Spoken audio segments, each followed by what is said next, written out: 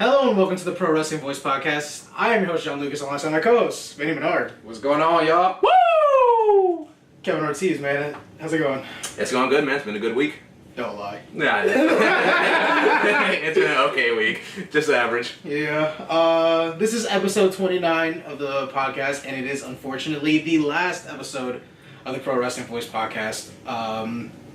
If you guys haven't checked it out yet, Pro Wrestling Voice is down. As of right now, I'm pretty sure we're not going to continue things, but, you know, there's a new opportunity for everyone involved, and we just want to say we were happy to be a part of the website in general.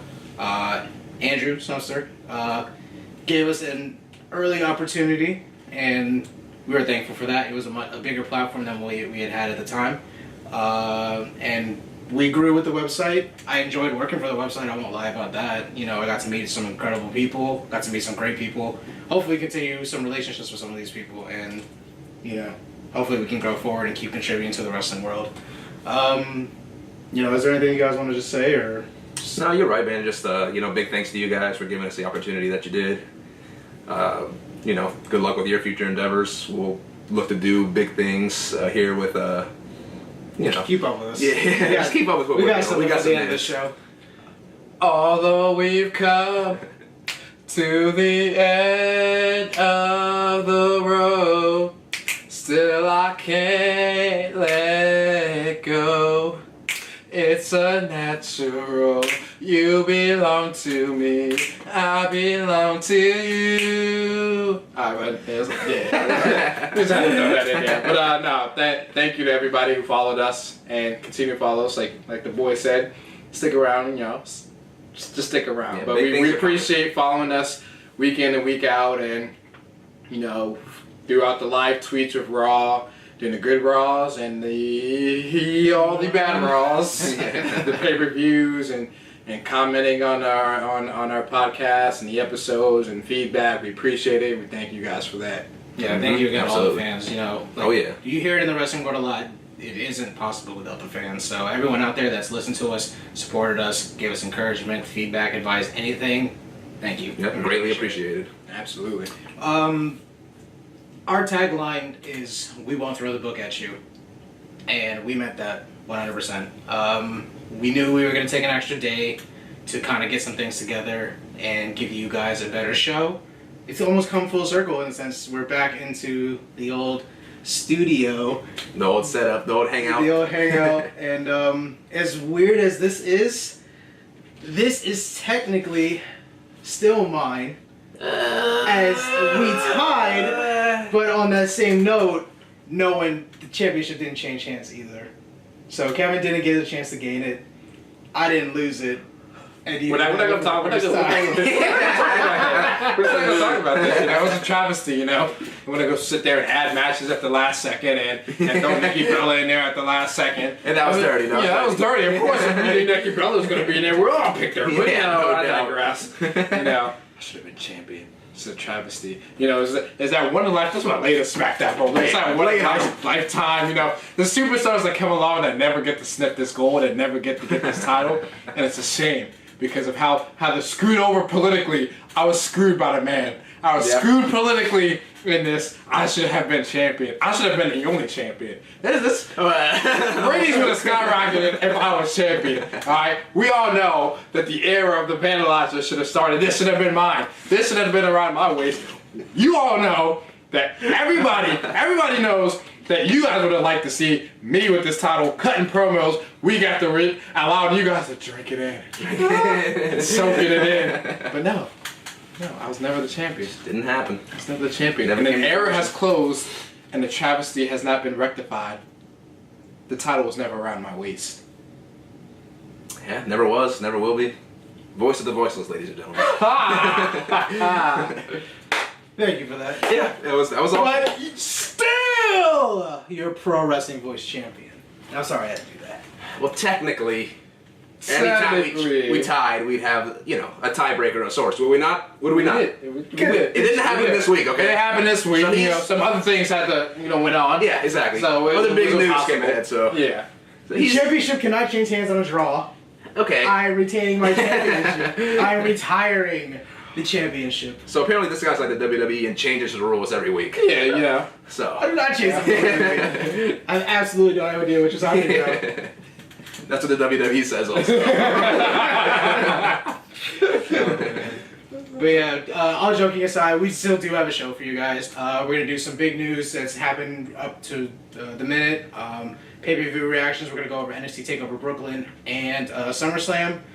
Briefly go over Raw and SmackDown. And yes. Yeah, unfortunately. And then at the end, stay tuned for the end. We do have something planned for the end. But yeah, let's just go ahead. Do you want to talk about some news? Yeah, we'll talk about some big news. My man Vandy over here kind of leaked it out. Nikki Bella has finally returned. I think we're all pretty happy about that. Yeah. You got a big pop? Oh yeah, big pop. Big pop. Yeah. Well, I don't think any of us are surprised about that though, because she's one of the best female superstars right now, and she has been for the last couple of years because she's been gone for about 10 months or so, whatnot. But Yeah. it's good to have her back, and that's always good.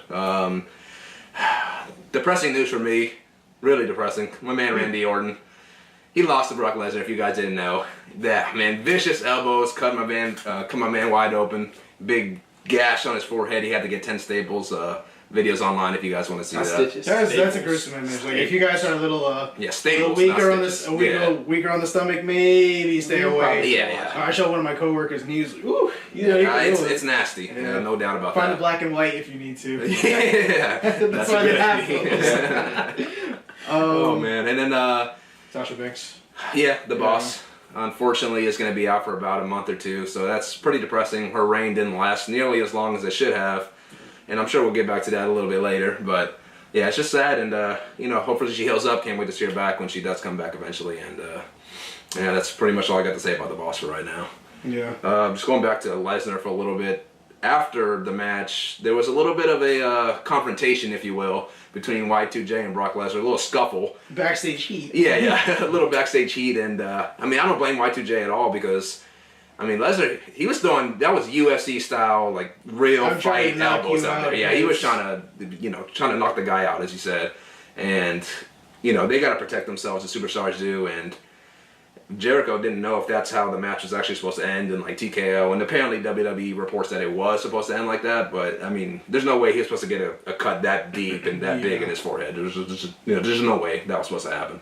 But yeah, going back to the fight, freaking Triple H and Vince McMahon had to break up the fight. If that doesn't tell you guys something, those are two of the highest heads in the business. Jericho wasn't backing down. Yeah, and major props to Jericho for not backing down. Balls of steel. Yeah, who steps up to Brock Lesnar? Who does that? But this is, I commend Jericho for doing that. He's looking out for... He's looking out for the boys. Looking out for the boys. Absolutely. What the heck is going on? And all of this, because I know that when Jericho first got back, or when he went to the gorilla position, he ran there after he found out that, when he saw the blood dripping beforehand, and he asked Michael Hayes, was this how the match was supposed to finish? And Michael Hayes didn't respond. So I don't know if I'm sure Michael Hayes knew, but him not responding escalated the altercation because with him not responding, Jericho took it as, okay, well, he's not taking liberties. Yeah, he's just going free reign. That's not how things are supposed to end. So this could all have been handled earlier, but hey, I give Jericho credit, man. If you haven't seen a gash, check that. You're talking about inches deep. Yeah, deep. You're talking about in your head. In your forehead, inches deep, man. I would have done the same thing for Jericho, man. I'm looking out for the boy. Because you guys watch the podcast, and I don't really care about Brock as much as I did before, so I can care less. So I commend Jericho for it, man. We never want to see people get hurt. That's like the biggest thing, and he just intentionally throwing elbows out there. You're gonna get hurt if you get hit by an elbow. That's just the way it is. So. Like you said, I stand. I'm 100% behind what Jericho was doing out there. Yeah, it's a shame. It's going on to brighter news because that's a bad topic. We'll talk about match of the week or match of the weekend. Yeah, and if you guys didn't check it out, it was an incredible match. Usually you guys know I don't like John Cena that much. Not his biggest fan. Still can't believe you picked him. I don't know why I picked him. He didn't get the job done, of course. I would be champ, so yeah, that was a mistake. I'll never do that again. But hey, he had a hell of a match with AJ Styles, and I thought they both pulled their own weight during that match. And I mean, that stole the show. I thought originally Rollins and Balor was going to be a match of the night. But I think everyone going into SummerSlam weekend thought that was going to be match of the night. And just steal it. Like, they're so capable. Yeah, and we are so ready for it. Mm-hmm. And by no one's fault, it was a freak accident, everybody. Like Finn Balor getting injured the way he did. It's the nature of the biz. Yeah, it happens. Injuries happen. Unfortunately happens to Finn Balor. Yeah. So, but going back to Cena and Styles. No, just hell of a match. If you guys didn't check it out, definitely go ahead and do so. Just a lot of great moments, and the final Styles Clash into the phenomenal forearm for the W was thing of beauty. It was sweet. Thing of beauty. Too sweet. No, and for me, just seeing Cena, like, I know he loses at SummerSlam. I'm okay with him losing at SummerSlam. He puts the right talent over at SummerSlam when he thinks it's right. Like with reminiscent with Daniel Bryan. Yeah. You put Daniel Bryan on the map forever. Yeah. Like he was already good. That did it. That really pushed him over the edge. And then with AJ Styles, like I love when the older guys can go out there and tell a different type of story that some of the younger guys they haven't been there long enough to be able to do it. And with Cena, he's been so tenured that when he sees someone who won't give up the way he did, and just the expression on his face is just, how do you beat this fool? Yeah. Cena beats everyone with that Super AA when it comes out of nowhere. He literally turned into Super Cena, came up and just AA'd the mess out of him. I thought it was going to be over for a second. I did. I was like, Cena's going to win? I don't get me wrong. I was just like, and then when AJ kicked out, I was like, all right, we know it's this AJ's is going. time. It's AJ's time. Yes. And he apparently is now the face that runs the place. And he's not afraid to let you know it either. I like his red gear. It looks good. It looks really great. good. But again, hats off to you guys. Thanks for another awesome match. And that signature moment at the end of Cena taking off his armband, laying it down in the center of the ring, just kind of, passing on the torch, if you will, to to AJ Styles. And just like you said, new face that runs the place. I'm hella happy about that. But I can't wait to see what Styles does. Even his match with Ziggler on SmackDown this week. I don't like Ziggler. Not at all. It was a pretty good match, though. So. Yeah, it was. Yeah, we'll get back. It was a long length, too. I think about it was like maybe 25 minutes or so that they gave him to do work out there. So yeah, we'll talk about that later. Yeah, we'll get into that. Let's see. So NXT TakeOver Brooklyn. It's a good lineup of matches. I was actually happy with the card. It was when the final card came out. First up, No Way Jose. No way, Jose. No way. Faced Austin Aries in a pro Austin Aries crowd. Yeah, I was not surprised by it because I know he has a big following from TNA and everything, and it's just he really shined. He showed me what he has. He showed why he's that damn good. He is good. He's awesome. And I was like, oh wow, I get it now. You know, and I was just happy to see because sometimes when the crowd doesn't necessarily go your way, or it's not like 50-50 like some crowds like it can almost crush the superstar. Like, I'm not getting over, my stuff isn't working right now. But he was like, I'm gonna shine right now. This is my spot, and that's awesome. He did awesome. I give some props to No Way Jose too. He unleashed a few different moves out there that I haven't seen before, and he's another up-and-coming guy. He definitely belonged. It seemed like in the ring with Austin Aries at the time. So he unveiled the TKO that he did. I've never seen him do that before. That's an awesome move, honestly. Yeah. So him being able to do that, he didn't quite put Aries away. That's unfortunate, but in the end, Aries got the he got the W with his. I forget what his finisher's called actually, off the top of my head, but yeah, I was just trying to think of it while you were talking. It slipped my mind. Yeah, but he's a nice submission finisher that he has, unique. I don't think I've ever seen anybody do a finisher. I think that Aries lock or something. I think something along those lines. Yeah. But those two guys put on a hell of a match, and that was a great way to start off the show. Yeah, for sure. Let's go ahead and talk about glorious Bobby Roode. That was an entrance, man. That was so hell of an entrance. Just coming down from like the heavens, just pretty much Ric Flairing it all the way to the ring with a dope ass song. Yeah. That song was so good, so good. I was happy to hear. I was like, and then I heard over the weekend it topped the charts. Really? Wow, that's not surprising though. They Nakamura's did it, and I even have it on my phone now too. I was like, this song is awesome. I was happy to hear it. A hell of a song, and he got the job done against Cien Almas. Andrade Cien Almas. Yeah, and he's pretty good too in the ring. Yeah. So the guy who was new last last pay-per-view they had, and he got the W then, and that's good because he got the win, so it's a good win for Bobby Roode. It's not like he's just beating some scrub pretty much out there. It's a guy who's kind of new, but at the same time is somewhat been established out there. The only complaint I had, his finish is a pump handle slam. Yeah, that's I was like, you can name it the Glorious Bomb, and I don't even know if I'm sold on that name. Yeah. But it's just because of the way wrestling has gone. I mean, that used to be a finisher, you know. Road Dogg's. Yeah, that's Road Dogg's finisher, and I like that move back in the day. I did too. Yeah. There's two better moves now. There's just a lot of. Like you could do a gut wrench powerbomb, and that's to me that's better than the pump handle slam. I think everything's just been so. And we'll dive into it later, but it's just, everything's been taken to a whole nother level in terms of just what we expect to see from in the ring. We expect to see things that are flashy. And, exactly. And so when you see something that's a good move, but just kind of, I don't say basic, but no one will say, that's a normal move nowadays. Right. Unfortunately, because it is a pretty good move, but it's just become. I would say Eric Rowan does a pump handle slam. I think so. Yeah, someone else definitely does it. On the main roster right now. Oh well. Yeah. You can always. It's his first match. It's his first match. He can always change it. Yeah, he can always get a new one. He's the glorious one. Yeah, exactly. Glorious. When you're glorious, you can do whatever you want. Yeah. Tommaso Ciampa and Johnny Gargano versus The Revival. Probably match of the night. Yeah. It's a great tag team match. One of the better, like you were saying, one of the better tag team matches of this year that we've seen. I thought there were a lot of good false finishes in this one. A lot of it. You really kind of got suckered in after like 2 or 3 of them, and it almost like when the last one came, I didn't believe it. Right. I was like, oh shit, it's really over. Okay. It's over now. That match definitely had you on the edge of your seat pretty much the whole way. Yeah, it was great. I was like, yo, this is awesome. Yeah. Like, it's awesome. When you can like hold your breath, as a fan, like, oh my gosh, like it's actually over, or it's about to be over. Yeah.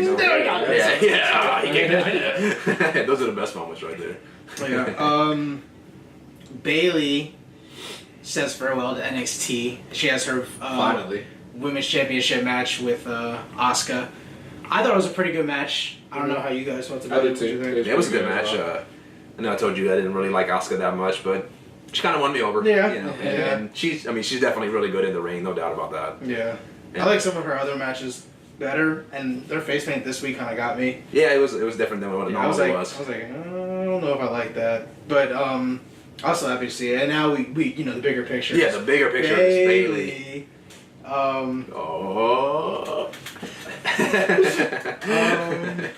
I was so happy to see Bailey on the main roster. Me too. So good. Big pop on Raw. I was happy about that too. When the crowd was chanting her name before she even came out, they knew it was finally her time. That's the best part of Raw. Yeah. When Bailey came out, she's like. That really was. She's like one of the only pure baby faces. 100% baby face. Just 100%. It's the best way possible. She's the girl John Cena, and it's okay. Everyone's cool with it. It's perfectly fine. I was waiting to see when she was coming down if that little Izzy girl was gonna be there. Yeah. I was like, where is she? Where is she? And She'll probably be there in the next couple of weeks. The next pay-per-view where she has to fight for the title. Yeah. And I was like, where is she? Where is she? And then I was like, maybe after the match she'll go hug her. Where's Izzy?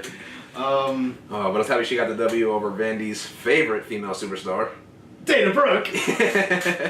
Don't get me started. I have some other late in SmackDown moments coming. I don't want to. It's okay. Yeah. Don't worry about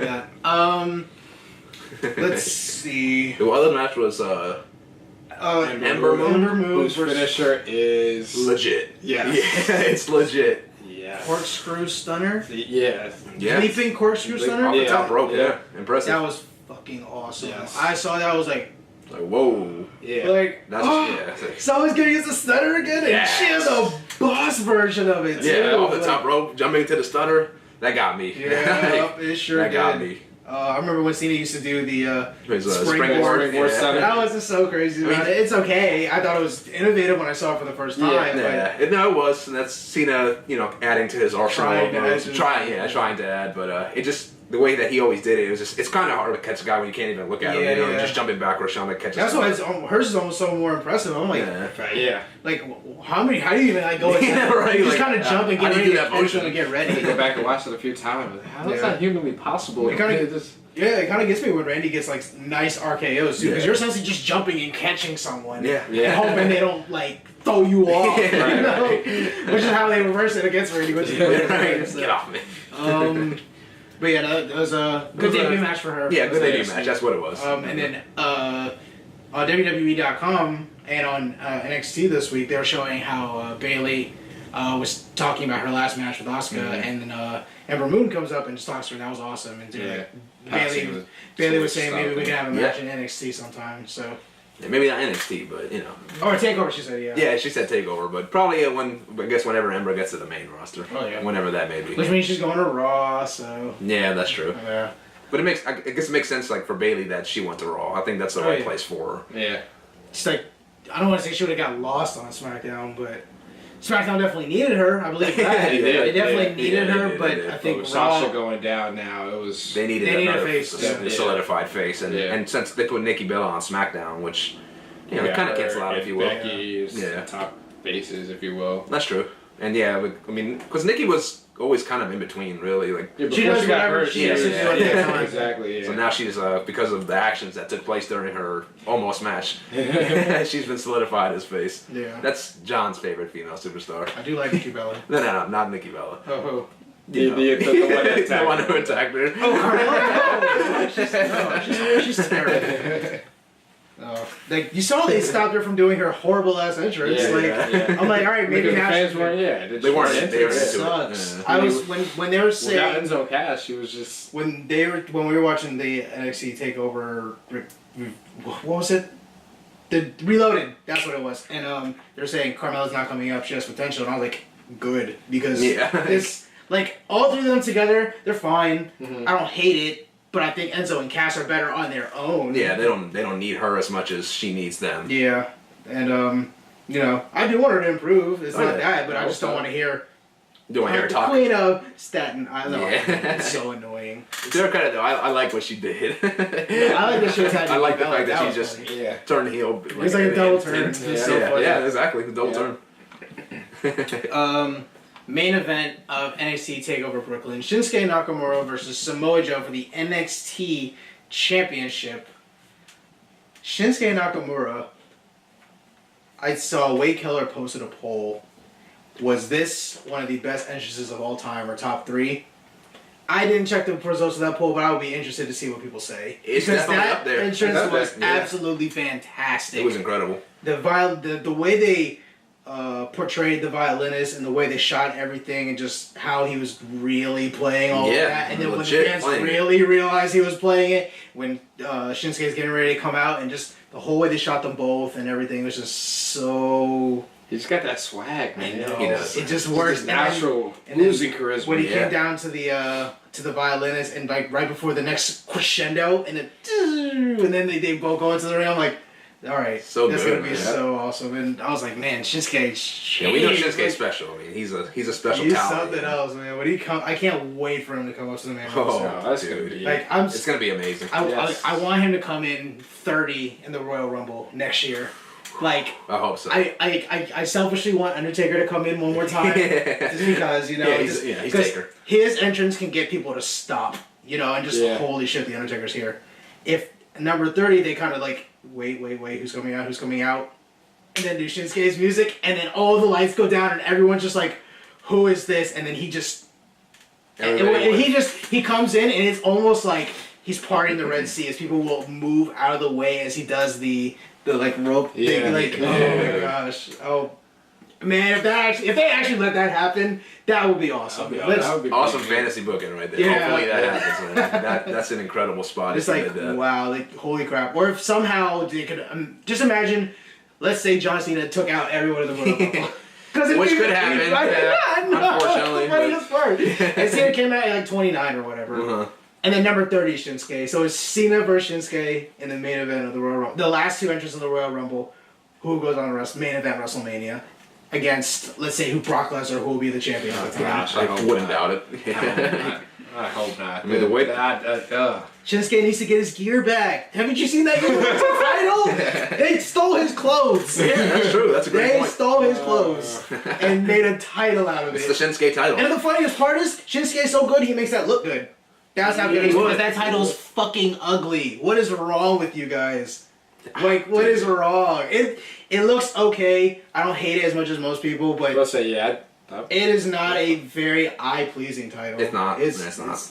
I was so oh disappointed. My gosh! I was so disappointed. You heard so the disappointed fans just harp on it through the whole match. The fans crapped on what should have been the match of the night just because of how damn awful that belt was. The fans should have left it alone and just focus on the match. What they should have done is presented that belt like on the Raw before the the actual pay-per-view. So that people would digest it? Yeah, exactly. People could have digested it because that it really ruined the match. It did ruin the match. But that would have gave people a week to shit on it before the match. Yeah, that's true. And then when they brought it out, man, it would have really that belt would have had more heat than Roman in 1 week. Yeah. You saw the heat he got at SummerSlam in New York. In New York, they will not lie to you. They will not lie to you. That shit was ugly. It was hideous. It was jeez. And I'm still disappointed that this is a good belt, okay? But the fact that they're now going to use this exact design as pretty much every belt on the roster, I mean, I don't like that. I mean, I guess other sports have it where they look a little more similar, yeah. I agree. It should be different, like it was before. Each title different. Yeah, way different. Not even close. Yeah, I agree with that one. I agree with. Do you think the hardcore title had any gold on it? Man, that thing was just straight stuff out the garbage. Right. I thought it was like the old world title that Shawn Michaels won originally. But beating the F up in the paper. Hammered and just torn to bits. Like, why does this look so shitty? But everyone loved it back then. The hardcore title was over back in the day. Yeah, it was. The 24/7 rule? What a rule, dude. That was awesome. When people started winning when they were sleeping. Right? Like they went to like a hotel room and someone would get pinned. The greatest hardcore champion of all time, Crash Holly. Right. Won it about 90 times. Weighing 400 pounds and all. You know? Right? Yeah. No, that was an awesome belt though. I'd like if they brought a belt like that back. It just adds an extra level of excitement, to the show because, like you said, I mean, it could change hands at literally any second. Any second, they could have a match going on in the ring, do a quick backstage video. Hey, someone what's going on backstage? Referee, what are you doing? You can't beat me. I said get over here. Pins him like. No, I love the hardcore title back in the day. It was awesome. Yeah, definitely. The worst moment was when they took the 24/7 rule off the hardcore title. What's the point of it then? Right, there's no point. I remember when Bradshaw had the last hardcore match on Raw. Yeah, I said that Bradshaw had the last hardcore championship match, on Raw. I don't remember who it was with, but it was like a bull rope match or something. Like Bradshaw used to come out with black hair, his cowboy hat, and like a bull rope or a cowbell, whatever it was. No, I love Bradshaw when he was part of the Acolytes. And I did. The APA was awesome, but I still liked him afterwards because I like JBL. Well, I hate the rich boy. I just love the arrogance that he displayed. Just the cockiness, the way that you can just make everybody hate you. He's a wrestling god. He did a damn good job with that. He did. I'll give him that. The longest reigning champion, I think, in SmackDown history. Still to this day. So. Still, yeah. Until Cena does it. Yeah, of course. Cena will get that eventually. Hopefully not, though. Maybe AJ Styles. Hey, I'd like to see AJ Styles get that record. I'd be fine with that. Who right now on the roster? Who could run with that title that long? AJ. AJ. No doubt. Roman Reigns. He could. True. They probably rank SmackDown. Just SmackDown. AJ Styles he's definitely hands down the best wrestler on SmackDown right now. No doubt about it. Yeah. And I hope he gets something like that. He deserves it. I mean, all the work he's done ever since coming in the Royal Rumble. He stole my heart, I never really knew anything about Styles, and now he is he's top. He's one of my favorite guys. Yeah. But going back to NXT TakeOver, Shinsuke and Shinsuke and Samoa Joe had a pretty good match. Yeah. I enjoyed it. Physical match. It was very physical. Samoa Joe kicking out of Kinshasa. That surprised me. First time ever, if I'm not mistaken. Yeah. And then he kicked out of the Muscle Buster. Yeah. I was happy to see that because Shinsuke is strong too. Yeah, exactly. Hits him with the second one, the real charging one, which means with his charging, it's it's a wrap. Yeah. And Shinsuke is your new NXT champion, and I'm happy because the sooner it's on him, the sooner he can be taken off the main roster. Yeah, we knew he had to have a run as the NXT champion. And I want it to last long. You want the names under the Oh yeah, absolutely. Because again, he's the best. He is NXT right now. Yeah. Okay, single-handedly, pretty much. He's NXT. After Finn Balor's call up now. Yeah. Grew up. Hideo Itami again. Yep. Who did the GTS last NXT or a TakeOver, I think? A TakeOver, he did, yeah. Which was awesome. His finisher before, before that Pop. I did not know. I didn't know that. Yeah. So that was pretty damn cool. they popped for that too. Because the crowd was chanting, GTS, and he hit it all right. Yeah. So I was happy to see that. Happy he's healthy. They can build up NXT around him now. Yeah. What else? So on to SummerSlam. It was a long SummerSlam. It was. I think the 4 hours hurt it. It really hurt it. They overbooked the show. That's like the weirdest thing I think I've ever said. The fact that they added matches the day before. I hate when they do that, man. So it's just annoying. It was a 2 hour. It was 6 hours of wrestling on Sunday. Did you guys not get to hear from WrestleMania? Right. No, it was. No, I guess not. It wasn't. It's a long time for people just to sit and watch. You know, it's like people got stuff going on. You know? And then the worst part is they still ran over 11 o'clock. Right. You know, like that's why I purposely just missed the first hour because I said, I'm not tuning at 7. I'm gonna wait till around 8. I mean, I did miss some stuff. I went back and watched that, but at that time I said, I'm just not gonna watch 4 or 5 hours straight. I was a little upset Sasha and Charlotte went that early. Yeah. But at the same time, I was like, be okay. It's okay. This means they get time. Yeah. There's still plenty of show, and they got plenty of time. Oh, they had an awesome match. I was happy to see it. Unfortunately, Sasha loses, but none of us saw that coming. I did not see that coming. Due to injury. That was like the eye-opening moment of the night. It was like, what's Charlotte's winning right now? Like what? Yeah, why? Shocked. It's like why Sasha must be injured. Sure enough. And 2 surprises at the start of the night too, because after that or before that with Kevin Owens or Jarrett KO. Jarrett KO won. I didn't think they were gonna get the W. I have no idea why. In Enzo and Cass's backyard. Yeah, but then WWE likes to have their hometown person lose a lot. Yeah, I just didn't think it made sense for Enzo and Cass to lose that night. Yeah, I don't think so. It could have been any other night, next pay-per-view, Yeah.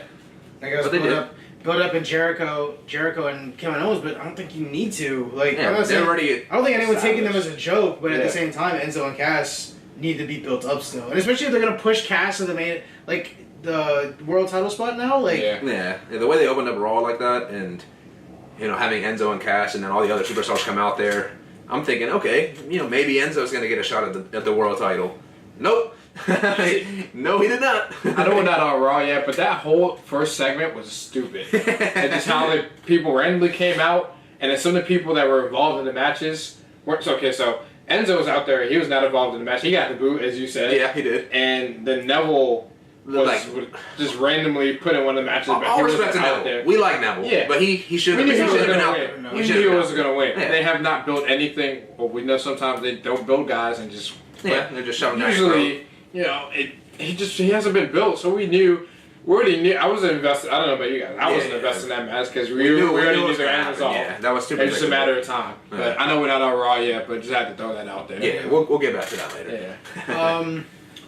Stupidest thing I thought all night, Roman and Rusev didn't even have a match. That was freaking dumb as hell, man. I was, dude. Really? Like, the way that the show ended was awful because it was that and then the last hour was just freaking stupid.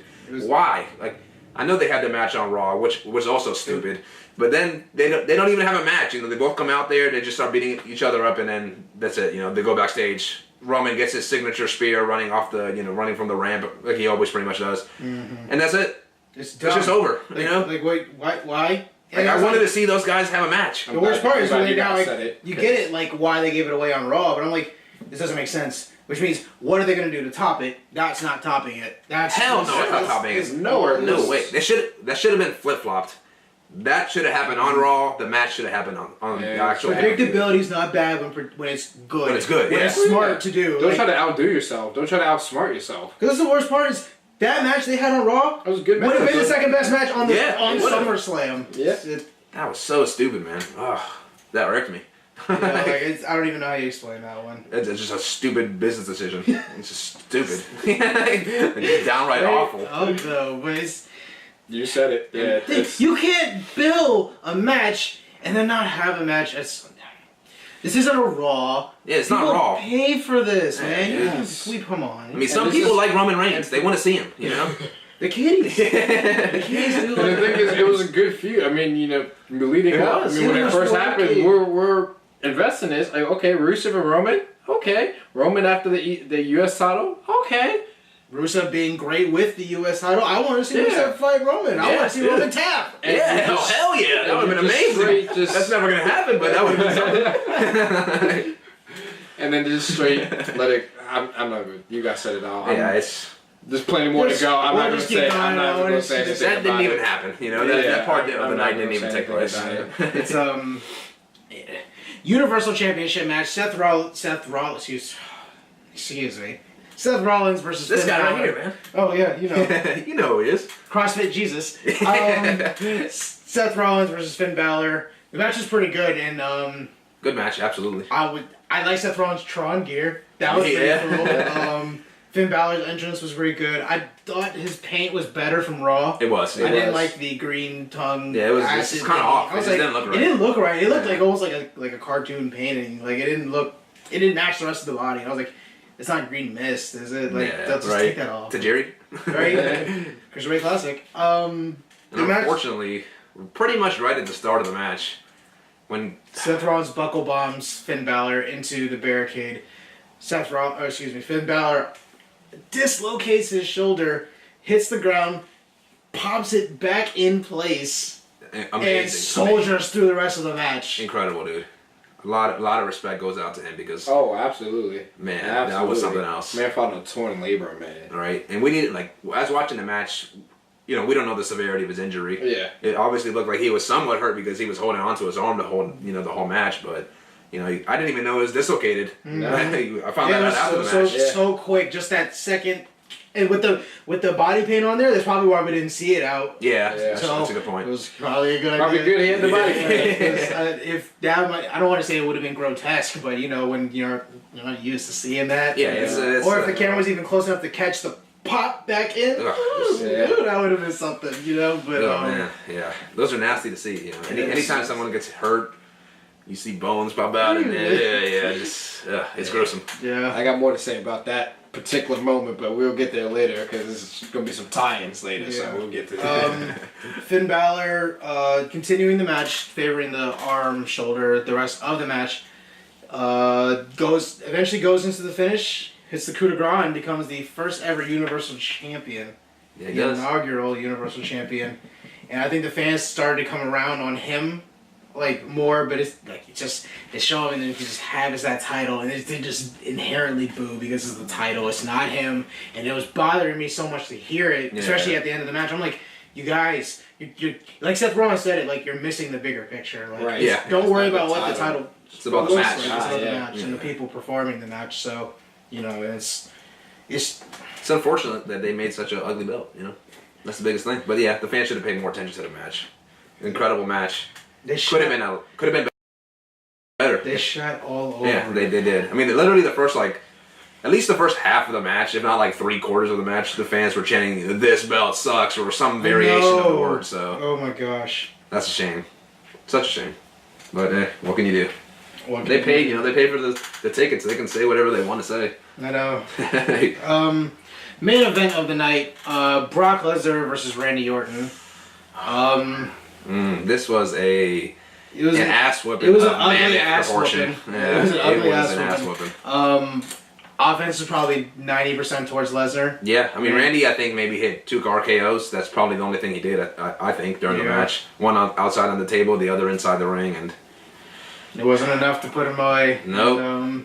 It didn't take 1 RKO. Yeah, apparently not. Nope. The fans they were just. The match never hit 3rd or 4th gear for me. It was in 2nd gear pretty much the whole. Yeah. Never hit 2nd gear. Not for me. I absolutely. This is not even the latest SmackDown moment, but it just probably came up. I absolutely hated this. Yeah. I mean, I didn't think the match. I didn't expect Orton to get demolished like that. I mean, this was a 15 year in the make.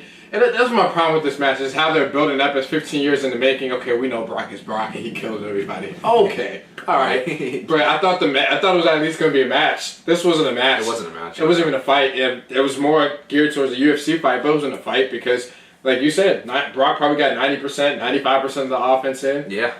We didn't see an F5 into an RKO. We didn't even see one decent reversal. Nothing. We didn't. I don't care to see Brock for this anymore. I honestly don't. If this is what he's going to do, I can care less. I hope his contract ends and then he just walks and so he can go somewhere else and get more money because that's all he cares about. Yeah, it's just, we all care about making money. But this dude just shows no effort and so he just wants to get paid and that's it. And I really don't think he cares about the people he's in the ring with. Oh, no doubt. Nope. And so that bothers me a whole lot. It's just we alluded to with the Jericho thing and to open up the show. And then this closed the show. I mean, just like you said, the last hour of the show was pretty awful and this capped it off. It just... Part of me going back to they went over 11 o'clock, they distinctly started doing the elbows after 11 o'clock. That's one thing I noticed too. Mm-hmm. You know, so Eastern time, I think they can do whatever they want on the network if they pose it as a PG product, and I think they can do it whatever they want after certain time frames, like in real, you know, like a regular TV. Yeah. So after I saw this, and the match didn't even go till like 11:05 or anything. It didn't last long, and I guess to their credit, if you will, I mean, the match was going to go longer. It probably was going to go to like 11:20, 11:30 or so. Like they have been doing. I still hate that they do that. Yeah, it sucks because you know the show is already 4 hours long. Now you want to make it, you know. Anyways, people got work in the But those elbows, man. We'd all make Brock money. All right. Yeah. we got to go to work. We got things to do. We were watching Extreme Rules 2012 when Brock first came back to fight Lesnar. Brock first came back to fight Cena. Yeah.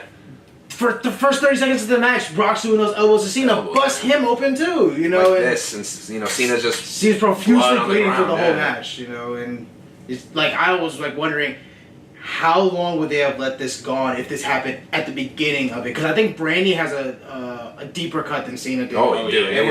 He was leaking out there. He was leaking. He was motionless, and I was like, this isn't good. Yeah, I wasn't good. Was like, oh, Randy, like get up, Randy, please. I know, right? That's what I'm saying the whole time. Like, come on, Randy, you got to do better than this. To me, it's look. I understand Brock is a UFC fighter. Y'all trying to capitalize on that. This is not the UFC. This is wrestling. This is WWE. I don't want to see a UFC style fight. If I want to see a UFC style fight, watch UFC. I'll watch UFC, or I'll go play UFC, or I'll watch a video. I don't care to watch a UFC fight in a WWE ring, and that's just all bothering me. And I mean, to me, I expected SummerSlam to be really good. And I mean, we talked about it. You know, after Mania, every pay-per-view just got progressively better. Yeah. And this took a step back. I don't know if WWE just doesn't know how to do major pay-per-views anymore. Yeah, that might be supposed to be one of the big four, but so far, two of the big four have sucked. You say it took a step back is a very, very nice word. Yeah, I had a different word. They very colorful different words. I wonder what that is. We can keep going, but we were saying it. I can't believe WWE hasn't effed it up yet. Everyone post-Mania was great. It's been awesome. Oh, this one was a huge shit. You're a grown-ass man and you pissed the bed. Like, what you doing, man? Come on. You gotta get your ass up and go to the toilet. That's exactly what it was, man. I'm scared now that Raw and SmackDown have separate pay-per-views. Just, I don't know, man. I don't know. It's these first couple separate brand pay-per-views is gonna be real telling to see how things go in the future. Yeah, they're gonna be a big tell. The scary part is like this was 4 hours. They had all hands on deck. They even had Lesnar on the show, right? You know, right. And they messed it up. Like for me, I want to believe that having the show separate, maybe these pay-per-views or their brand-specific pay-per-views can only be 2 hours. Like that might be nice, you know. It's not overexposing. And now that we're like past the pay-per-view and stuff, now we can get into Raw and SmackDown. SmackDown's really showing why it can be the better show in 2 hours. Yeah. Raw it's way too long now. It's too long. The commercials are endless. Like, my goodness, man. It is so much, and I know that's their ad revenue. I know that's what they're getting. Exactly. It sucks. It really does. And with SmackDown, there's an urgency. The pacing's different. The show is just, it has a different feel than Raw. Raw, I get it. There's 3 hours. They have time. They can go out there feeling a little relaxed with their shoulders cocked back. Yeah. SmackDown, they're kind of They're pressing. They're pressing to the ring. They're ready to do their stuff. They're ready to... They're on it. Thank you. And it's showing why it's a better show. Yeah. And since the split, I think SmackDown has consistently been the better show. Absolutely. We'll get into that like later on, but I don't know. Let's go into Raw. What did you guys think about Raw this week?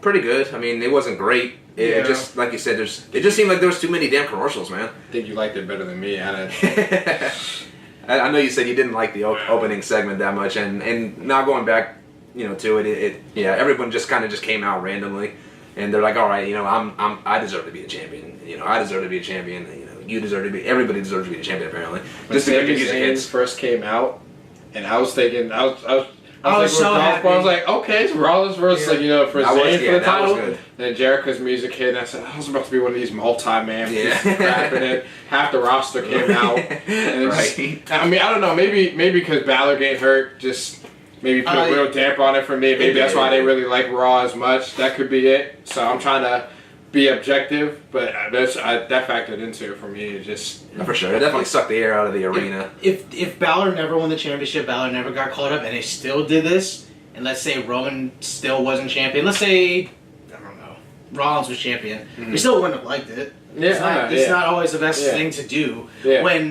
Remember, we were complaining that Sami Zayn didn't have a match on the card.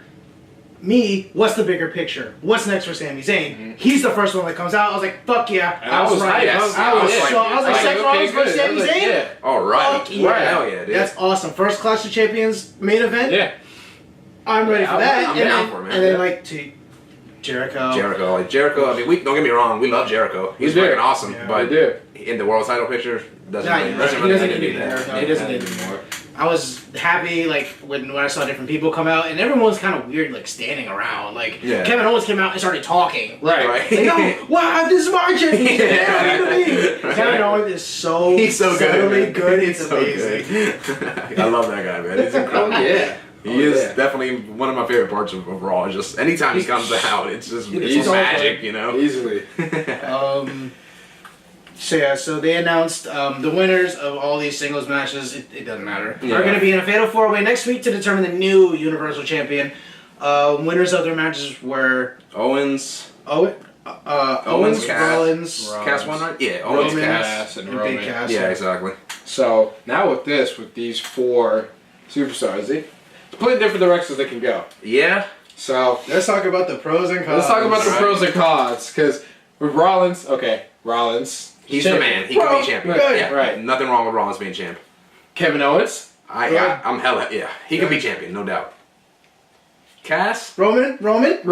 He's been there before. He's technically a 3-time champion. Yeah. It's okay. He's durable. Yeah, but he shouldn't be there. Not in my opinion. It's okay. Sorry, he should not be there. But Cass. Not yet. It's too early. Yeah. And eventually, with these 4 guys, like I said, they can go any direction. If it's Rollins, it's okay. It's somebody proven. They go with Roman. It's kind of going back to what conversation we had, in one of our earlier episodes, maybe episode 2 or 3. Go check that out on YouTube, my channel. It's if you go with Roman, you're using something, like you said, you're using somebody proven, and it's kind of like when Daniel Bryan got hurt.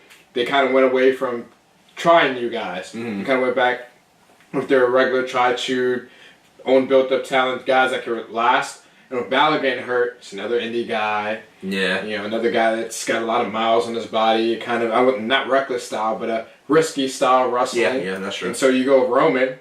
He's not going to get hurt. He's going to be there. He's durable. They can depend on him. So part of me is thinking that's the route they go. Wouldn't be surprised. Again, you go with Rollins, you could go with that route. Or do they try to create a new star? Kind of like they do with Balor. Somebody kind of replace Balor right now. I think that's what they Owens should do. or Cass. Yeah. I'm scared. While I want Cass to be there, I'm scared that they do it because I don't think they should break up Enzo and Cass yet. Yeah. So that's why I'm scared. Best bet is you make a star out of Owens. Yeah, you put absolutely. A star on him now, and I think that's what you need to do. But we'll see. I don't know. But those are pros and cons of each one. But like I said, part of me is thinking to go either Rollins or Roman, but maybe they go with Roman just because he's durable. And I think maybe they say, okay, we're not going to try anybody right now. We're going to go with somebody that's not going to get hurt, somebody they can rely on. Because, they were flipping through the script and trying to fix Raw hours or right before the show started just to scramble. So part of them thinking, okay, we're not going through this. We're going to put somebody we know is going to be there. Let's put Roman there. Which, I'm fine. If Roman wins it now, I'm fine. It's not like it was before. I understand if they do it, but... That's a good point, though. To going like the Cass, we know he probably will be WWE champion at one point during his career, but I just don't think he's necessarily ready yet to make that leap. I mean, don't get me wrong, he's pretty damn good in the ring. He's got the ability there. I still think he needs a little more work on the mic. I mean, Enzo is I don't want to say caring, but you know, in the best way possible, Enzo is Cass's mouthpiece. Yeah, exactly. And there's nothing wrong with that. Oh yeah, there's nothing wrong with that. And what they did when they came out, I actually thought Enzo might get a push too. I was like, Enzo's getting a push too, and and then Cass is just walking to the ring. Enzo's falling behind him. I'm like, he's gonna be his mouthpiece now, and it's okay. They're still together. Yeah. Like, you know, don't separate. They cannot be separated. Don't separated. separate. That's the worst thing for both of them now. Yeah. It's like, you want to push Cass? Give us Enzo, who we love. Yeah. We love them both as a package. Yeah. We are cool with them as a package. They don't even need to be in the tag team division. They don't. They're just together. They're spick and spam. They're damn good though. And then going to your point on Reigns, he's proven. So I mean, I hope he doesn't get. I don't think he should get the belt just because. He's only been out of the main title picture for 3 weeks or so now, and them just again catapulting him back into the title picture, giving him the belt already. I think he's going to get more heat than ever, in my opinion. He just got popped for a bonus violation. Punish him. Yeah, to be champion after 1 month, or not even a month after getting that that suspension or whatever, 2 months or so. Right. Becoming champion, I don't think that's the way it should be done. Again, I don't run the place, but that's my view. I'm with you on that. And then going to Rollins. I mean, nothing I can dispute. Rollins is Rollins. He's the freaking man. I have no issue against him being the champion because he's proven in the ring. He's a damn good heel who everybody loves. So yeah, I think he can get the belt. Now, I wanted him to win at SummerSlam. That was my vote right there. He should have won, but anyways. I might get some looks for this, but I kind of don't want to see Rollins as champion right now. I don't hate Rollins, but if Reigns won it over Rollins, I'd kind of be more fine with that. No, Vandy, no. I knew I was going to get kind of looks. I don't know. Vandy, no. I just don't want to see Rollins as champion right now. I don't know. That's understandable. I don't hate Rollins. Nothing. No, trust me. I don't hate Rollins. No doubt. He's one of his favorites for sure. But I don't know. I just don't want to see him with the title yet. I see your point though, because he's established enough that he doesn't really need it right now. I think Kevin Owens, out of all those four, should get the title right now. And that's exactly what I was going to say. We're at this point now where Raw and SmackDown need to build new stars. Yeah. And exactly. The way to do that is to give them wins. New era, people. Big, good storylines. Have them win their feuds. Have their matches matter, because wins and losses matter. You can't just have someone job for months on end. And all of a sudden, Look at Ziggler in the fucking Ambrose program. Did anyone really believe Ziggler was going to win? No. Like, let's be real here. Did we even talk about that? About SummerSlam? Fuck no, we didn't talk about that. That was the dumbest shit on SummerSlam. No. Man, it just should not have even happened. That match sucked. It was, oh my god. What happened to the shows? Stealing the show, You stole nothing, dude. You stole my money. You stole my time. That's what you did. And I'll never get that back. The best part about that match was I like you still, Ziggler. I like you, man. No, don't lie. The best part about that entire match was when Ambrose was coming out, because he did it quickly. He didn't dilly-dally around it. Have his leather jacket on. He was just, all right, let's do this. I'm Ambrose.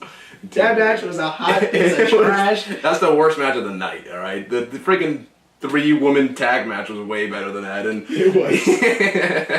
I fell asleep on the match. I was like, I don't think I was just tired. I went back and watched it. I was like, this sucks. It just put you to sleep. It was just that bad.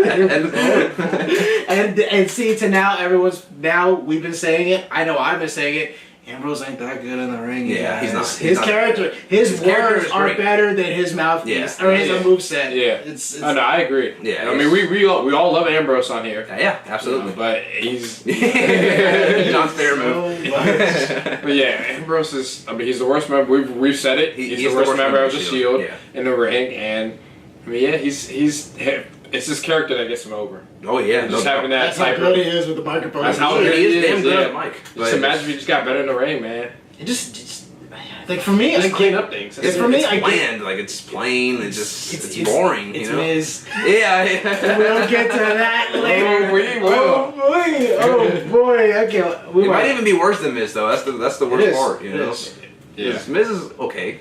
He is not great. I think Miz is I would say one of the best in the ring, but I think he is. I think he's real underrated in the ring. Yeah, he is. Yeah. He works like a heel. Like a heel should. Yeah. Remember, for a little while, he was using figure four as one of his finishes. Yeah. And what did he do Awesome. during the match? Kick your legs. Yeah. Chop block you. Attack your lower body like a heel should. Absolutely. Exactly. And he's one of the only true heels we have left. And He is. We'll get to this. That's gonna be a whole branch of stuff we'll get to. Are there anything big on Raw that we need to talk about?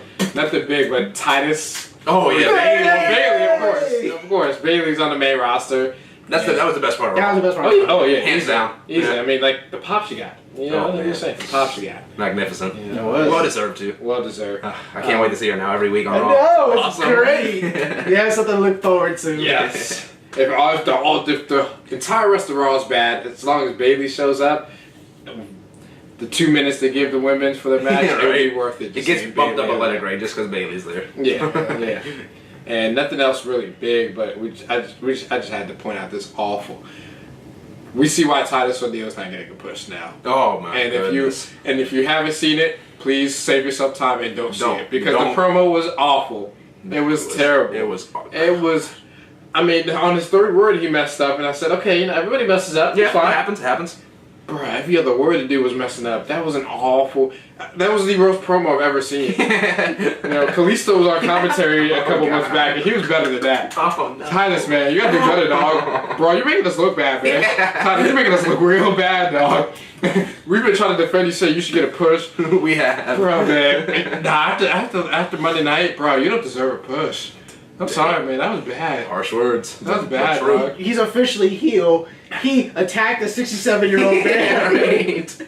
They just finished the Darren Young, and no one even cared. He got no type of. Crickets didn't even chirp. The crickets didn't even chirp. That's how bad it was. We're supposed to get ultimate heat for attacking an old man. Right. Nope. Nothing. Nothing. No They're reaction. like, Yeah. Like, is this still going on? Like, Are you really? still talking? Yeah, Did right. they turn off your mic that's yet? the worst part is like he's so good. And no. I mean, he's good at humanitarian Yeah, things yeah. outside of WWE. Yes. In the ring, on the mic. I don't hate his moveset. He actually has like a big bruiser guy. Typical moveset. big guy moveset. Yeah. He That's just, true. it's just, I don't want to hear him talk anymore. Even though he doesn't have a bad talking voice, people just don't give a shit about him. There's no new reason gimmick, to a new give a shit character. about him. Yeah. I like his theme song, but he's gonna. We talk about sometimes guys need to get repacked. He needs to take the Shining Stars route. Go away for a little bit, get repackaged. You said he needs to join the Shining Stars. That's not good for anyone. Oh no! He just needs to go away for a little bit. Let the fans forget about him. They will. They'll forget about you after a week. Yeah, right. Get repackaged, come back as new song, new gimmick, and just something. Because he's talented. He's talented in the ring.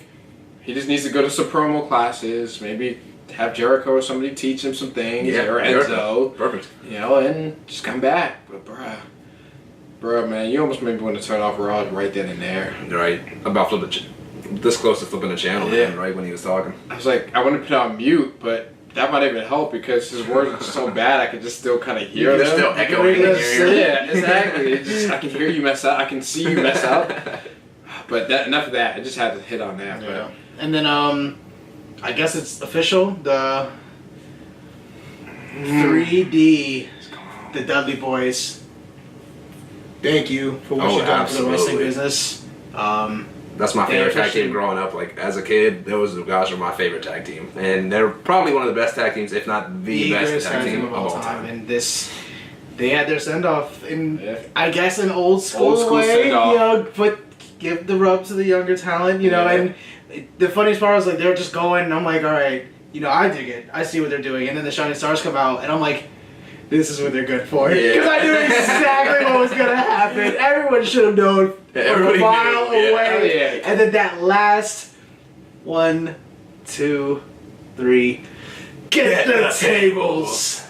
So awesome, man. They did that when they first came back last year. Yeah. They did it to the last Monday night.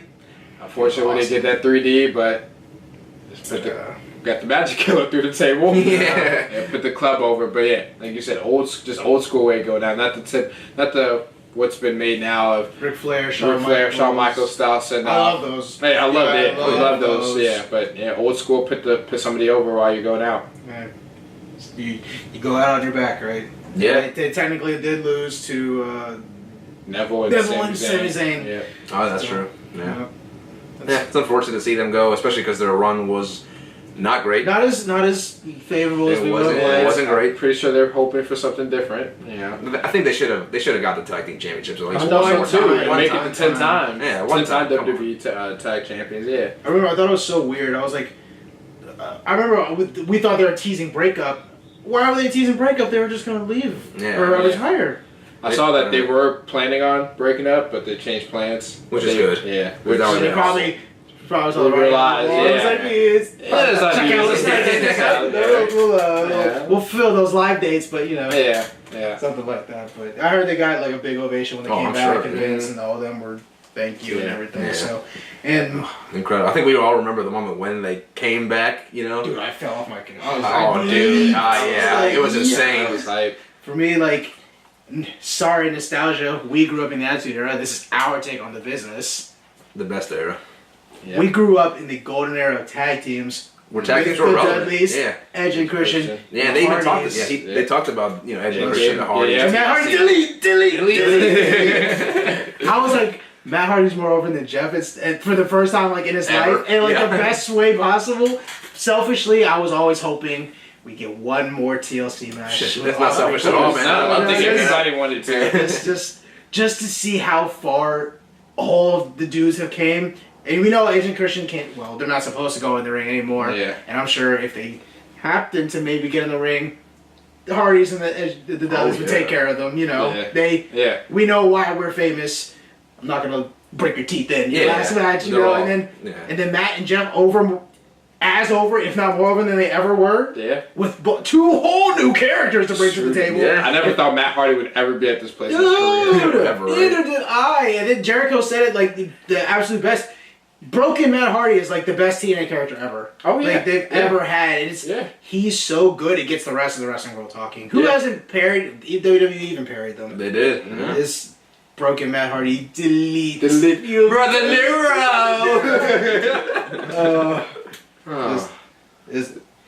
I like it. It's cheesy. It's corny. It's wrestling. Matt makes it work. He does. He lives it. He lives it. He lives it. It's so funny when I hear him on podcasts in full character. It's so funny. I'm like, man, Matt. I mean, do your thing, because for me, like Matt's best storyline, and almost like his best character was when Lita betrayed him and Edge were feuding. That's definitely his WWE hype popularity. I think. It was so cool because that was real. When it's real, it's real. And I always hated Edge. That's the antithesis. Of you stole his girl. Now what's wrong with you? You never, you never stole another man's girl. It's grimy as fuck. He's slimy as shit, and that's why he's the rated superstar. God damn it! Oh man. Oh yeah. On this day. But yeah, I always wanted one more match at Mania, and if it happened this earlier this year, 100,000 people, man. That would have been perfect. What would have been the spot to do the spot? What would have been it? Where does Jeff die? Where does who gets speared? It would be Jeff, of course. Yeah. It always was Jeff, right? Because Jeff did the moment. My favorite moment was when he got the big ladder for the first time at WrestleMania 2000 or 16. Had Bubba Ray laid out on the table. Yeah. Swanton bomb onto that. Yeah. Then he got speared. by Edge. Yeah. Amazing. Did they do one at 19? Would that like technically TLC 3? With Benoit and them? Or? No, that was just on SmackDown, TLC 3, with Benoit and Jericho. Oh, yeah. Okay. Yeah. Okay. I forgot what big spot was in that one, because I don't remember that match right now. Yeah. It's been a very long time. It's been a while. Like we just had WrestleMania 32. That was before 19. Yeah. So gotta go back and look at the history books on that one. Yeah. What else? I think that was it. That was Raw. pretty much all. Stephanie fined Brock Lesnar $500. Bruh. $500. You just paid the dude how many millions for the bust Orton open? 500. Oh my gosh. I laughed my ass off. Yeah, me too. I was like, really? Get the fuck out of here. That's not even honorary. Yeah, right. That's just a joke. It's not even an NFL fine of $500. Right, that's what I was telling him. Was like NFL, they make 50,000, 50, 60, 70,000, 1549. Yeah, it's a random number, but 500. Really? He probably wipes his butt with $500. Come on, probably. Incredible. So let's go over SmackDown a little bit. They debuted the new SmackDown Tag Team and Women's Championships. I actually think they both look good. Mm-hmm. I like them. Like we were saying, we were hoping they would go for new designs for any of their belts. But that's not the case. These look good. They do. They actually look good, yeah. The SmackDown's women's one, I was telling Kevin, I wish that was the World Championship. I think that one looks awesome. It does. And the SmackDown, I hated the back-to-back design of the tag team titles. SmackDown looks good. They made it work. Yeah. It's not that weird bronze anymore. It's a good color. It's like silver, like platinum-ish type color. On blue. It actually looks good. Yeah. So, I mean, I'm all for them. I'm happy to see them. And now if it's not American Alpha, it's going to be that first tag team. It has to be American Alpha. I mean, it might not be. Either No, you're not going to say that. I think you are. What about Heath Slater and Rhino? Heath Slater, baby! I'll be fine with that. I'll be fine with Slater having a title. I doubt Other than that, anybody else, no. Heath Slater, my man. He's been awesome since the fucking brand split. Like, he has been the one consistent, everyone's actually happy to see Heath Slater. And talk about building a character. Show after show, the fans are behind him. He's cutting good promos every week. Great promos. He cut a banging-ass promo with Brock Lesnar and Paul Heyman. Yeah. Give the dude a chance. Yeah, exactly. Who does that? Yeah, man, give him a chance, man. And it's funny because, like, it's funny for me that Rhino's his partner because Rhino wouldn't help him out the first time, but he was lying about how many kids he had. Yeah. So now, I wouldn't be surprised if Rhino was just like a douchebag and just like scores him, makes him take a pin so he doesn't get like the tag team championships. But Rhino can be selfish. I want the tag team championships. So I'll carry you along. Yeah. You know? That's how they can portray it. And he's there just woo! So I mean, I'm happy to see him. Like I'm just glad because I originally thought that Slater was going to choose Kurt Hawkins as his partner. Oh, man. Good thing they didn't Don't do play that. with me like that. Kurt Hawkins' vignettes have been going. I mean, some of them are kind of funny, but that's true. Who said it last week? Didn't care about him then. Don't care about him now. Nope. Sorry. The worst part is, if I had thought about Kurt Hawkins, I would have thought his partner would have been Kurt Hawkins. When I found Rhino, I was like, yes, thank you. Like it's. I was actually thinking maybe he would have Otunga as his partner because it's still like Nexus reunion. It'd be good to take Otunga off. Take him off commentary. Do us all a favor. He needs to come off. He's not adding. No. He's not adding. No. So Carmella turns on Nikki Bella. Yeah, she went heel. Carmella's heel, Nikki Bella's face now. Yeah. On Talking Smack after SmackDown, she attacked her again. Really solidified that. Yeah. If it wasn't already solidified, she made it well known. Yeah. The new face of the WWE, the new face that runs the place, the phenomenal one, AJ Styles. And I love it. Take that mantle and run with it, man. They had a main event match. If AJ Styles won, he would have been the sole number one contender for the WWE World Championship against Dean Ambrose at Backlash. If Dolph Ziggler won, he would have made it a triple threat match, which would have been stupid. I didn't like the way that was announced. It just didn't really make sense to me. I was like, wait, so Styles doesn't really lose anything. He's still in the match. No matter what, he's in the match. Like, when they said that, I was like, fuck, that means Ziggler's going to win somehow, and Ziggler's going to take the pin and not Ambrose. Like, in the match? Yeah. So... Well, thankfully that didn't happen. Thankfully that didn't happen. So now we have a one-on-one match for Backlash. I think it's time for this man to be champion. I think it's time. Unless they try to draw out the feud a little bit, but I think it might be time. Because Ambrose's run has not been that great. If we're going to be completely honest, it hasn't. It really hasn't been that great. And it's been tainted by the whole Reigns policy. Like, who knows if he was really? All three of them were really supposed to win that night. Who knows who was really supposed to walk out champion after Money in the Bank? Yeah. Woo! Nobody knows. No one will ever know. That's so true, man. Yeah. That's whatever. And looks like we're getting an Orton live. I was going to say that. Randy Orton comes out and addresses, look who's here. I know I may be a little busted up, but You know, he's still there, man. I didn't think he was gonna be on. As he said, I bet you didn't think you would go see me. Dude, I did not think he was gonna be there, but hey, you got a hell of a pop, which I was really glad to see. And yeah, I can't wait to see this feud. It should be good. Hopefully. I mean, you know, I was happy about this. My boy Bray Wyatt. I want to be happy, but to me, I think it's going to end like all Bray Wyatt feuds have ended. He's gonna lose. Yeah, Bray just goes back to obscurity for a little bit. I'm tired of his random promos because they just don't mean anything anymore because they've just had him lose so much. It's no fault of his own. Yeah, no, it's not his fault at all. But it's just I don't have any interest in it just because of how they book Bray. Yeah, it just it sucks because like.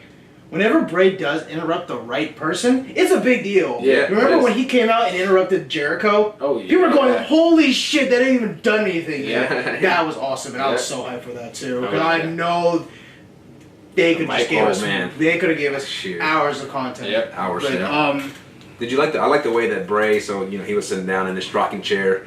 And then all of a sudden, the lights hit, and then he's just gone. He's gone. The rocking chair swinging. I was like, oh, that was pretty cool. Yeah. Little Undertaker-esque. Yeah. No, I was just happy to see it. You know, like for Bray, like he's usually in pretty big feuds. He's always in feuds with important people. He just loses them. He just loses them all. Maybe he'll get the W over Randy. I think. I would like him to. Because he needs it more for sure. There's no doubt. And that's why another reason I don't like the feud because. Bray definitely needs it. But Randy also needs it. Exactly. Because Randy just came back. He needs some type of momentum. It's like, okay, I'm glad that he got a pop.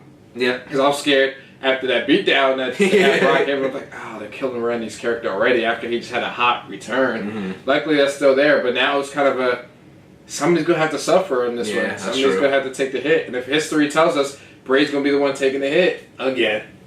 It's a shame. And for me, I'm like, so do you build Randy back up and keep him as the established guy while Cena's gone? Because right now it's AJ Styles. That's but you still keep someone else there. Yeah. Do you build a new star by giving Bray the win over Randy, who's an established guy, at the first SmackDown pay-per-view? You know, really solidify Bray. Probably be the best to bring him into this new stratosphere. Because if AJ, if he's not going to get the title, it needs to be Bray. Mm-hmm. And same with Raw. Like they need to give it to Kevin Owens. Or maybe Cass and Enzo, you know? Mm-hmm. I think now might be the time. I would like to see AJ win, because I think AJ would be great with a title. Great. Yeah. But at that same time, while AJ's holding the title, let's say Bray Wyatt takes it off Bray. Bray Wyatt takes it off AJ. Everyone's names seem so similar. Mixed up together. You still need to build Bray Wyatt up to be able to beat AJ Styles, because AJ Styles just beat Cena, so when Bray, I guess, couldn't beat. Yeah. You know? Yeah, that's true. So we'll see. We'll always get there. Just got to do it right. Yeah, got to give Bray some wins, please. Now that makes sense though, because if Styles beats Dean, if Bray beats Randy, then that's building up his character. You beat Randy, like you said, established guy that can push him hopefully into the title picture. I don't know if he would beat AJ though. That's the problem. Like that soon, anyways. They probably had to drag out that rivalry with him and Randy, with Bray and Randy a little longer. Most likely. I would imagine it going 2 months or so. Yeah. Because AJ, if he gets the title, he's probably gonna have that belt for a good amount of time. Probably do Mania or up to maybe around there. Yeah. The question is, like, looking at the SmackDown roster as of right now, who wins the Rumble if it's a SmackDown contestant? How's the Rumble gonna work? 15-15. Yeah. Well, yeah, but like, or maybe 12-12, and then like some extra NXT guys come up that way too. True. But I guess it's gonna be like always though. Whoever wins, maybe they can swap shows. Yeah.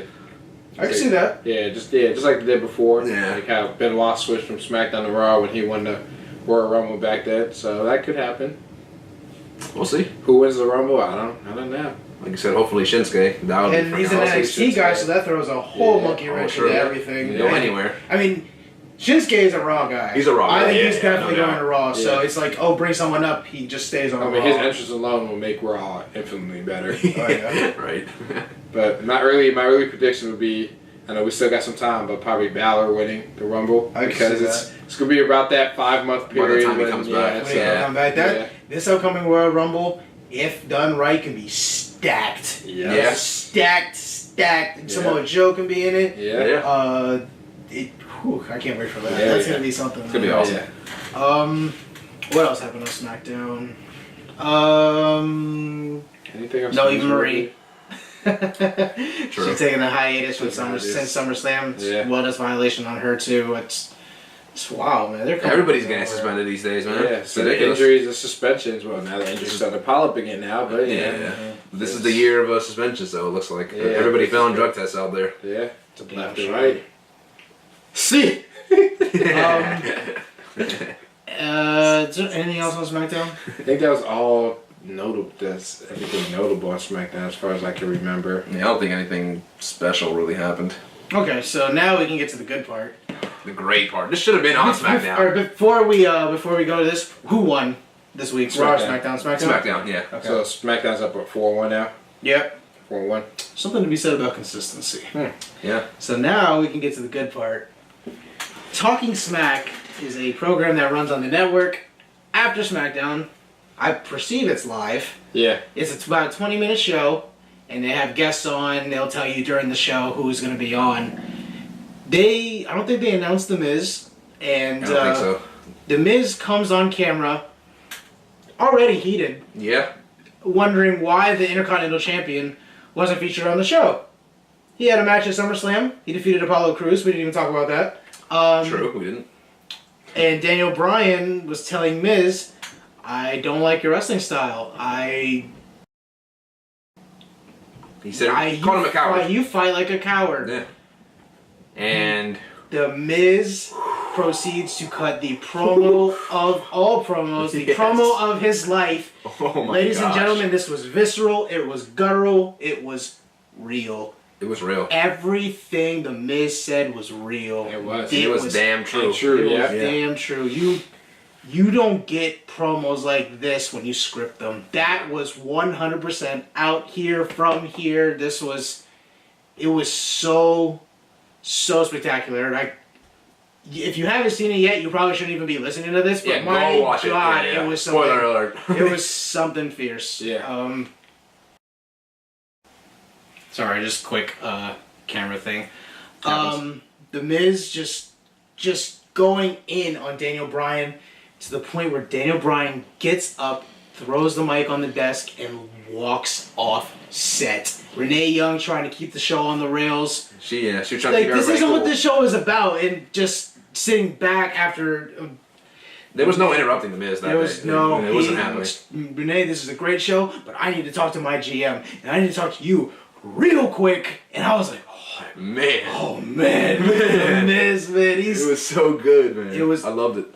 Loved every second of it. The Miz, and when Daniel Bryan walked off set, he's like, don't you walk away from me, don't you walk away from me. Tells the camera guy, put the camera on me, holds his championship up proudly, tells everyone why he's the best. This is my show. This is day 141 of the never-ending Miz World Intercontinental Championship World Tour. Yeah. I mean, Telling everyone why he's the best at the time, and I'm not doing this any justice. oh, dude, Go see it, you please. must check it out. Dude, You must. It is. It is a promo. It's a promo of promos. Like you were saying, I mean, the fire, the intensity in his eyes when the camera zoomed in on him was incredible. I mean, there's so much passion, that he is relaying to us, and I kind of felt for the guy, I felt for him. I heard this on Stone Cold's podcast. You can see when a guy's cutting a real promo. You can see it in his eyes. You saying earlier, his eyes were burning through the fucking camera. They were laser He beams. was ready. He meant it. His blood vessels are just going. He's heated. He almost looked like he started to flare up a little bit because he was like, I mean this. I deserve this. I deserve the recognition. I've been here every single day, 10 years straight, no injuries. The only time he's ever really left is for a movie or whatever, and that's because WWE makes him do movies. Yeah, nothing wrong with that. Yeah, make that money. He's good PR. You want him on your radio show. You want him on your talk show. You want to interview him. You know he's going to give you quality. The man deserves a new paycheck. He does. Yeah, he does. The man deserves And the dude deserves to be a main eventer, and I mean, everything he said was true. It was true. Everything. Craziest part about everything, when he even kind of threw down all the titles. He's like, I don't care about the little kids playing with the tag team championships. Yeah. I don't care about the girls playing with the women's championship. To that effect, not exact words. I don't care about the world championship. This is the championship, and just I was like, man.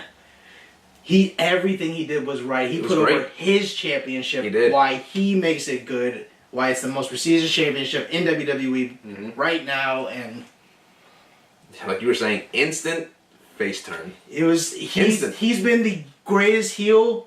He's been the last pure heel, and he just cut a promo that turned him into a face. Just like that.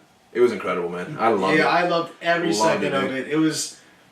And he's right though. I mean, he's like you said, he's been there for 10 plus years. Consistent, never hurt. Puts on good matches every time he's given the opportunity to do so. He follows what what WWE tells him to do.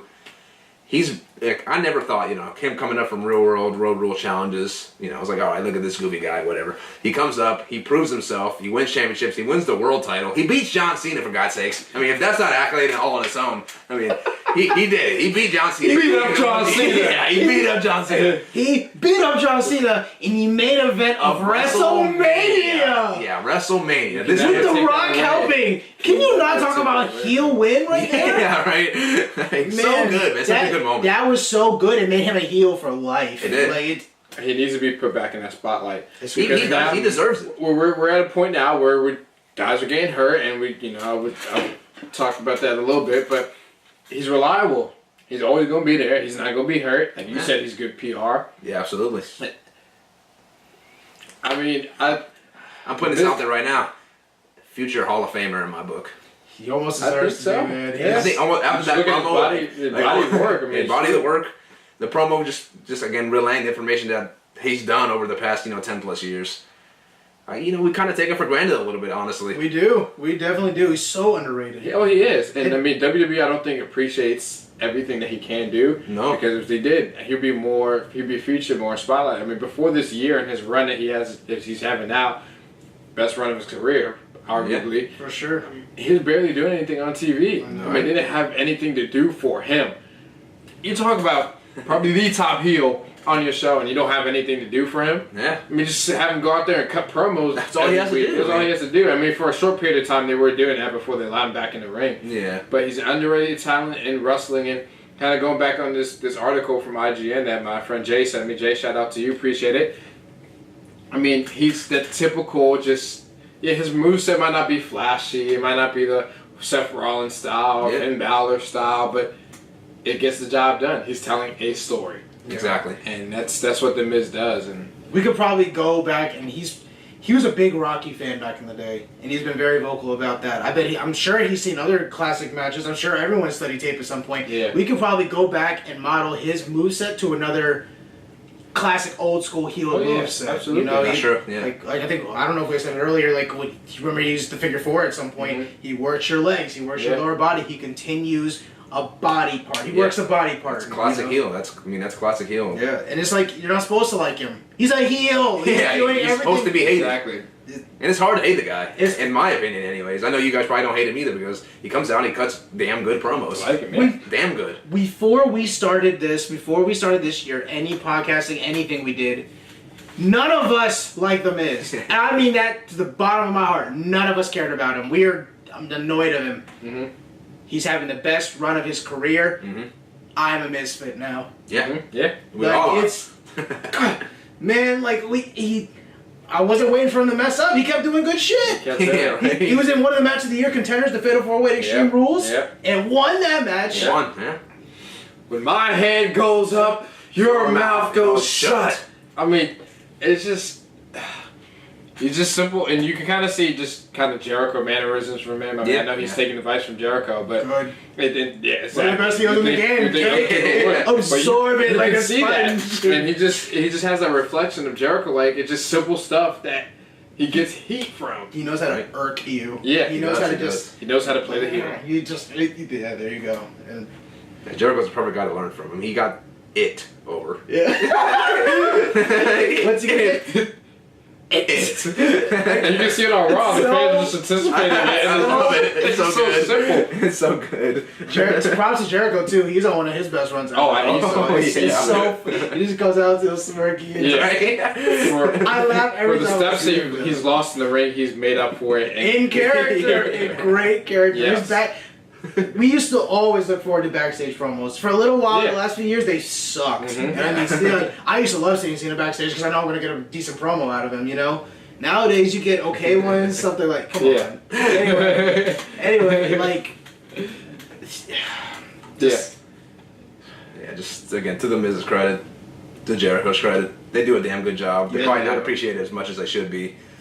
Probably the only two real just heels left. I mean, I know they try to make Rollins and Owens technically supposed to be heels, but they're not though. They're not. I mean, Rollins' character they really don't make him a heel type. So, and Owens is just he's too good at what he does for him to be. He doesn't have to do anything to be heel or face except say one different word than the other. Like, I love this crowd or I hate this crowd. It really only takes that. And if he's a face, he's gonna be universally over. Mm-hmm. If he wants to be heel, he can get the heel heat. Oh yeah. But like I was saying to Kevin, like nowadays, a little bit smarter fans go to the shows and stuff. Like I know we go to the shows, and when we know something's good heel heat, we almost cheer it because we know it's good. Yeah. Like go boo, yeah. You start laughing because it was either really funny or that was fucking good. It's something like that. It's not.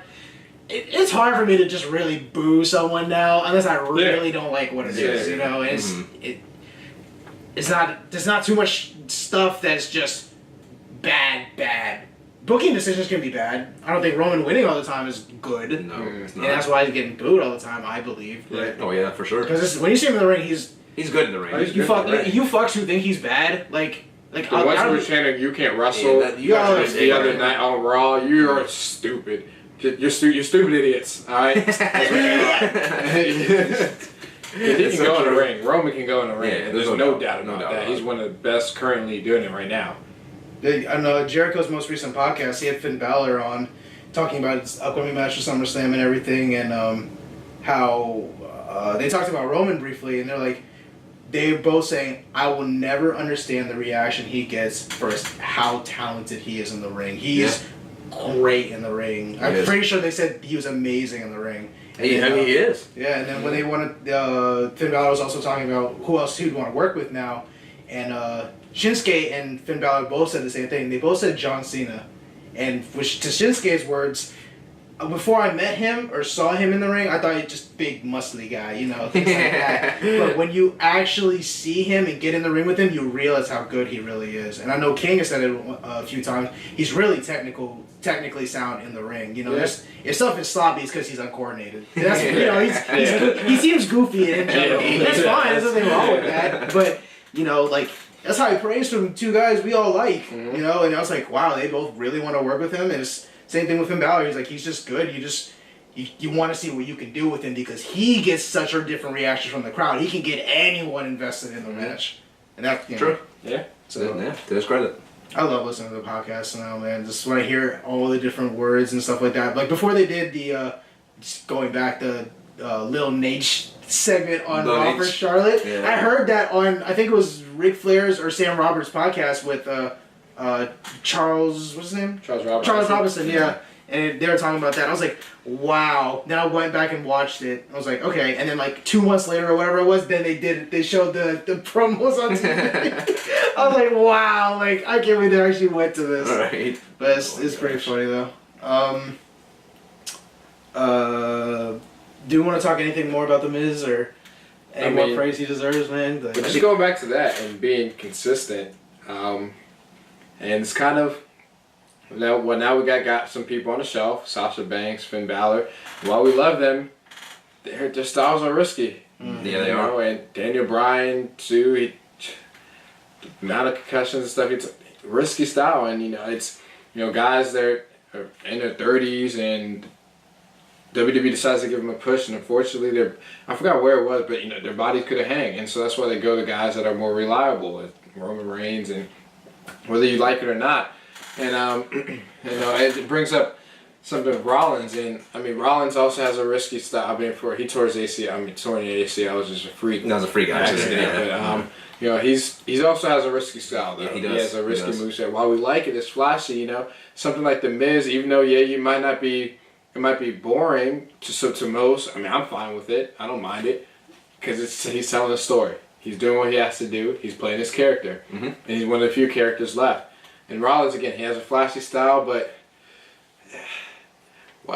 he's still finding himself in his character. Yeah, and this just may be me, but that turnbuckle powerbomb, it needs to go. I mean, I know it could say it's a freak accident with Balor, but then he also took out Sting's career.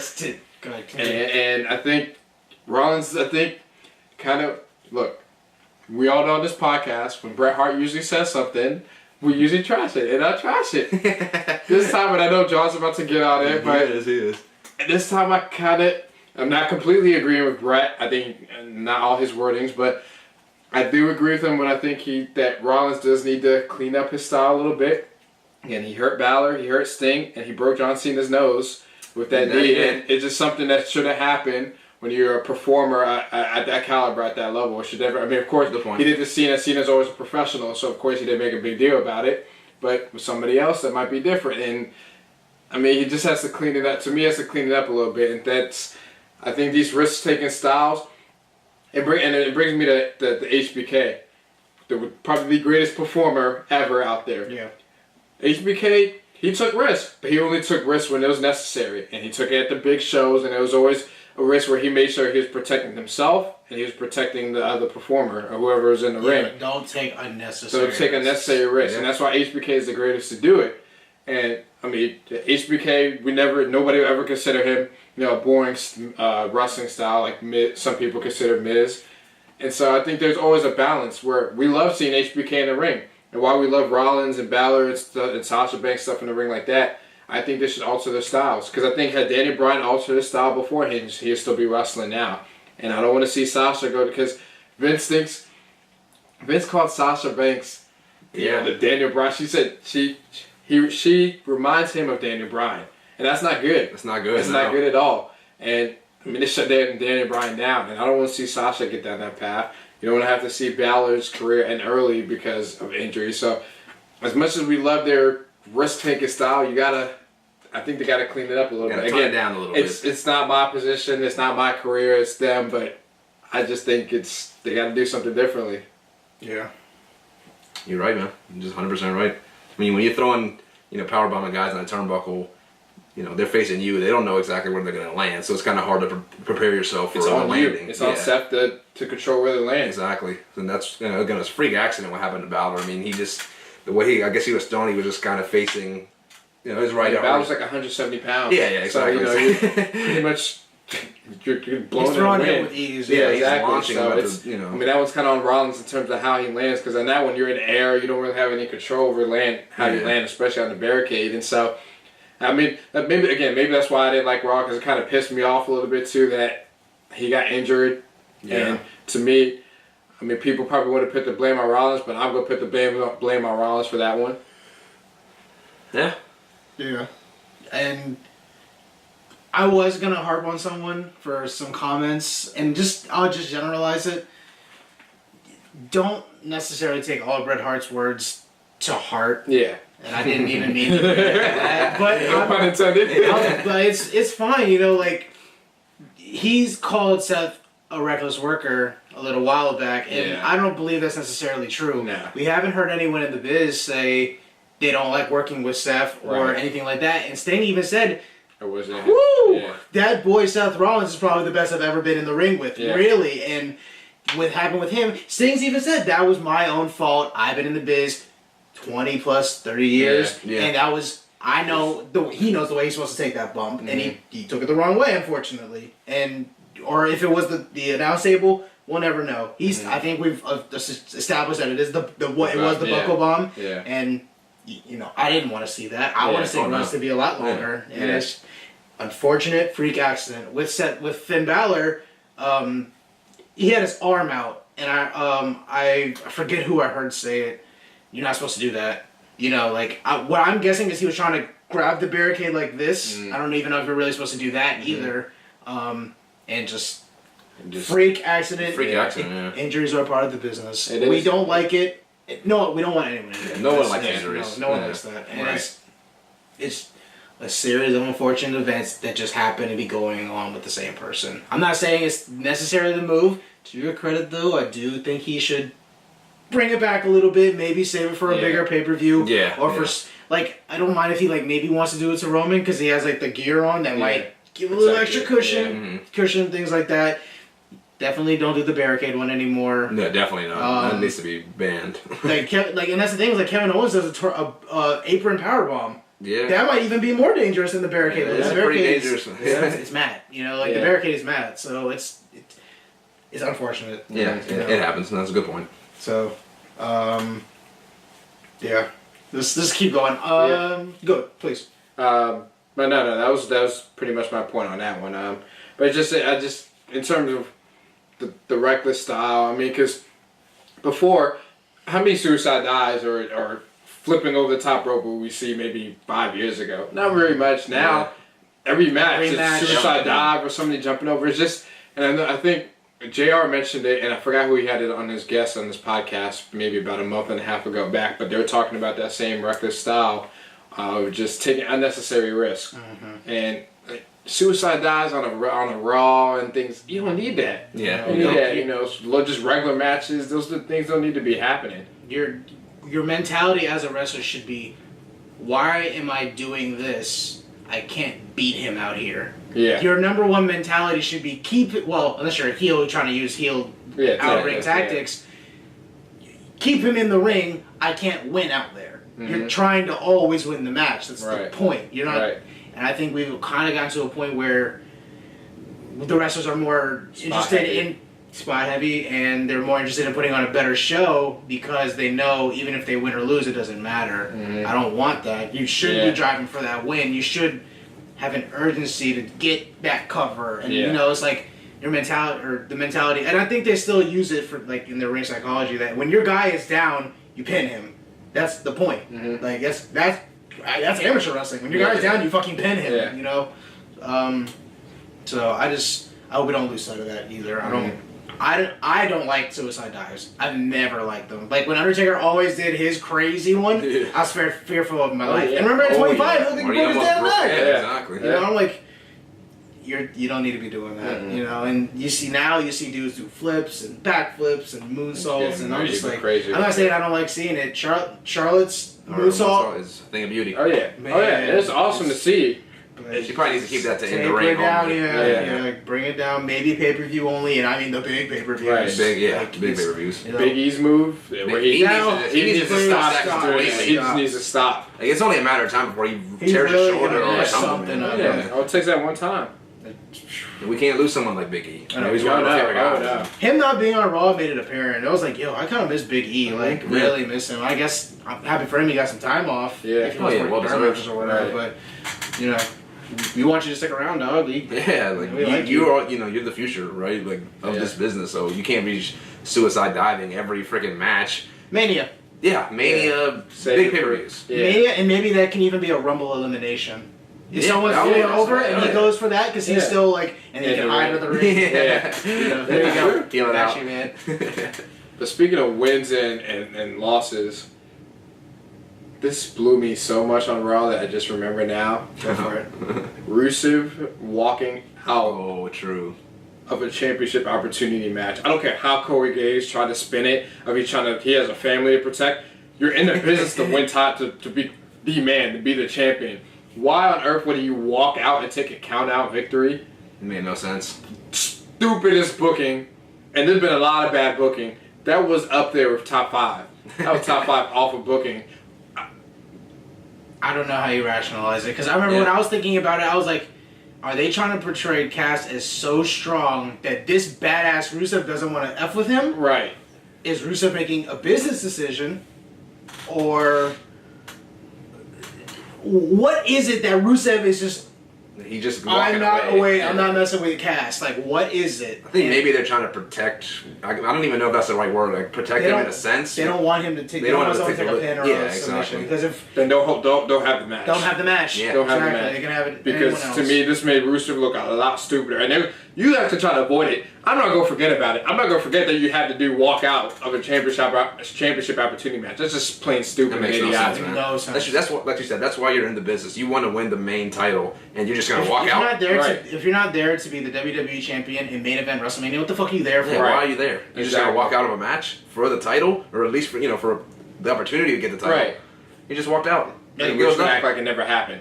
Yeah, we're just gonna forget about it next week. They could have even had a different count out finish. Like, not why are you walking away like a punk bitch? Right. Like, and I don't think he's a punk bitch. He's been portrayed well. He's been booked pretty well. Yeah. They could have been fighting, and then all of a sudden, Cass big boot, and he runs in the ring. Exactly. That's all they had to do. That's all they had to do. They could have broke a table. They could have done anything. Ref could have been knocked out and somehow scraped in the ring. That was him the worst walking away was the worst way to go about it. Yeah. Rusev could have fucking attacked the ref and lost by DQ. It would have been a better way. Right. That would have been a good decision. Yeah. So, I don't even know. That's just WWE booking right there, you know? What they love to do best, just make stupid decisions that make no sense at all. When Rusev is one of the best guys on the roster, he's just gonna walk out. And no disrespect to Cass, but you know he's a young up and comer. Rusev is more established than he is. Rusev fought John Cena at fucking WrestleMania. Yeah. Like, he came out on he shouldn't be scared. He came out of the tank. He shouldn't be scared of a goddamn anybody. Yeah. Nobody. Like, if Rusev's willing to stand there and take that Roman spear, why is he gonna run away from Cass? Right. Why? Like. Yeah, just stupid. Anyway, anything else you want to talk about WWE related? I think that was it for me. I think I had another Lane SmackDown moment, and I don't remember it. I probably already went on it already. Because there were quite a few Lane SmackDown moments. But hey, what would it be if it was the last episode, you know, without a Lane SmackDown moment, Raw Dog moment, and that's just doing us. Alright, we're not going to beat around the bush anymore. We always had different projects down the line. We all essentially wanted to do our own thing at the same time. We still do want to grow as a channel. And something we came up with is a sit-down showdown. This is going to be our new YouTube channel where you guys can find us. So go ahead and go to subscribe. You can find us Sit Down Showdown on YouTube. Eventually we're going to get on iTunes. Eventually we'll be on the Spreaker app. During this channel, I'm actually inviting more people. We want to bring talented people in to create content that you maybe not have wanted to do before. I want unique individuals, something that only you can do, something that you can do better than anyone else, and show the world why you're better at other people or what you want to do, at what you want to do. Of course, we all love wrestling. So first and foremost, we are going to continue doing a wrestling podcast. I'm not quite sure of the name. If I get my way, it's going to be Cut That Promo. And you already know us, we'll go on each other all the time. We'll have different guests on and things like that. It'll essentially be the show we've been doing. It'll be probably more segmented. I don't want to say more professional, but we've had a little bit more experience now with what we're doing. We'll try to stay on topics on time, add our own little flavor, and do our own thing. We talked about our top 10s. We're going to start doing top 10 videos soon. Long discussion top 10 videos. These aren't going to be like a quick 9-minute, here's why we think this guy belongs at spot number 9, for example, but maybe why this guy is one of the top 10 WWE superstars of all time. Why do they deserve to be here? What are their accolades? What do the stats say? How long have they been in the business? What they've contributed to the business? Why they deserve to be in this spot, maybe as opposed to this spot. And it's not, we'll debate on some things. We'll talk about some things. We are in agreement with the list we have come up with. So we actually decided for you guys to hear that. And then going on with more wrestling stuff, we might do up to the second alerts and announcements. So if a key person gets injured, like for example Finn Balor, we'll do maybe a 5-10 minute video. Hey, this just in, did you hear what happened? Finn Balor just got injured, unfortunately, and maybe go into something like that. We'll start going to do topic videos. They're separate from our weekly episode talks of Raw, SmackDown, and pay-per-views and things like that. Best factions in WWE, why this booking decision didn't work, or we have a lot of different topics to go down. We've been lifelong fans. We have a lot to talk about. Yeah. So, we're excited for you guys to hear it, and I'm excited to present it to you guys when we are ready to show that. We just can't wait for you guys to hear it. So stay tuned. Stay tuned. Again, Sit Down Showdown on Twitter. This is the main Twitter. That'll be for the channel. You can follow us there. We'll keep you updated. Let you know what's going on with us. Keep up with us, you guys. Oh yeah. Kevin, I think you wanted to tell everyone what you're getting ready to start doing. Yeah, just a little project. Well, I have my boys over here with me as well. Just doing little NFL related discussions, if you will. Stats, fantasy. We're bringing back a nice little segment that's been missing from the NFL world. It's Jacked Up. I love that segment, and For those who don't know what Jacked Up is, it was pretty much ESPN's top 10 list of who got hit the fucking hardest. Yes. So we'll analyze a lot of the tape, go look at the highlights, and see who got effed up, and we'll put it on a list for you guys to watch. And that's always one of the most entertaining parts of ESPN's countdown show. So it'd be good to have that on there. Again, stats, highlights, winners, losers of games, highlight catches, a bunch of different things we'll go ahead and, dive into when the time comes. An NFL-related podcast that we want to branch out to different fans. We do want to reach... We're big football fans, too. We know we do wrestling a lot, but we are some die-hard football fans. And, it's we want to talk about that with more people. We want more people to understand that we aren't just wrestling. We aren't just one-dimensional. We actually have personalities, so yeah, we can't wait for this one. It should be fun. Yeah, absolutely. It's bringing in a different audience. I remember when I started telling everyone I do a wrestling podcast, like, you guys should talk about football. And I'm like, okay, we'll get to that. We'll get to that when the season comes around. Now the season's coming around. We will, with a time limit, we'll say we probably have a first episode out before the regular season starts. I do want to have an episode early Super Bowl predictions. Yeah, we like first week predictions. Playoff bracket early predictions. Division winners. Favorite players, maybe fantasy players who we think you should pick up if you haven't started up a fantasy league yet. Just things along those lines. We'll have it segmented, regimented, and just ready for you guys. Oh yeah, it's gonna be good. To unveil that. So stay tuned for that. Name of that show, don't know yet. Coming soon. Sit Down Showdown. Sit Down Showdown. Subscribe to the channel. Yeah. YouTube and Twitter, like you said. YouTube and Twitter. Sit Down Showdown. We're on the Spreaker app. Sit Down Showdown. Another show that I want to talk about is essentially going to be life talk, and we believe we're great conversationalists. I actually know a few more people who I know are great conversationalists. If anyone remembers The Anomaly, he's one of my best friends, and that man knows how to talk to anyone or anything. It is amazing what he can do and how he can just start a conversation with anyone and hold good conversation. And then my brother's another one too. I don't think I've talked too much about him on the show, but I don't want to say we're foils to each other. We have a lot of similarities. We both like to talk, and we both like to jump on things when we think it's either wrong or we need to school someone up on something, or when we just don't think something's right. And Vandy's known us for 20 years. He knows we're not shy to, no, you're wrong. Like, we'll let each other have it. So what we're going to do is we'll have people bring topics to the show, and we can talk about anything. It can be as relevant as the presidential election. It can be as random as paper clips.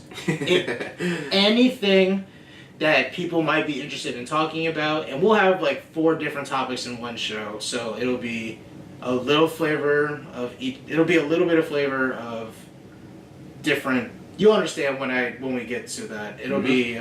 We think you guys are really gonna enjoy it. No, we just can't wait because we think. I don't want to say we think. I know. We have a lot of life experience that a lot of other people haven't necessarily experienced yet, or haven't seen yet, or been through yet. And we think now might be a good time to share some of that stuff and help people see how life does change and how you can come out of awful situations, how you can build yourself back up. And for me personally, just something I've never been a big fan of is, I like social media fine, but there's a lot of dumb shit on social media.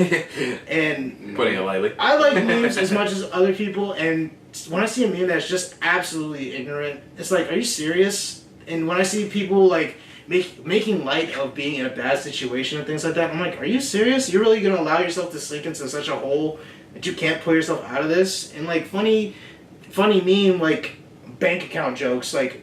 When you thought you had like $10 in your bank account, first off, you should never only have $10 in your bank account. You need to rethink your financial strategies, decisions. If you're only at $10 in bank account, and then you see a funny meme with the kid over his mouth, negative 220. How do you fucking let that happen? Check your bank account literally every day. Make sure no one's taking your money. You know, True. That's just my example. I'm no sorry. one else is gonna check it. You gotta check it. You are the only person who's gonna manage your money. Make sure you keep that in mind. No, Life talk. Life talk. I don't know if that's gonna be the name, but we really want to get into some discussions, some lighthearted discussions, some heavy discussions. We've seen some things, and it's not necessarily the easiest things to talk about. Not necessarily the most fun things to talk about. But there are other people who need to hear some of these conversations. There are other people who have gone through the same thing. We want you to feel an attachment to us. We want to feel an attachment to you. Interact with us. Tell us what's going on in your lives. I care about everybody. I'm just a nice human being. I'm probably the biggest optimist and the nicest person you'll ever meet. If you ever meet me, you'll see why. You know, and we joke around. Like, we've literally been friends. Like, I met you in first grade. Yeah.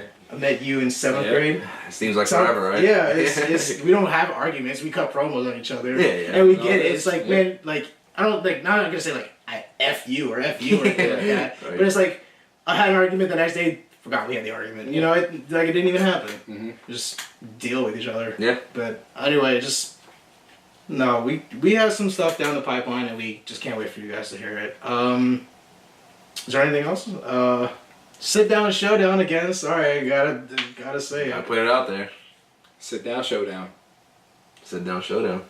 Yeah. So lastly, so Pro Wrestling Voice, it's been real. You know, No more. thank you for the opportunity. Absolutely. Everyone who was involved with the website, y'all did a banging ass job. I know I was not the heart. I know we weren't the heart and soul of this website. There's one other person I'm thinking who really was, and there's some other people who I think did make big contributions to the website, and they should be commended for that.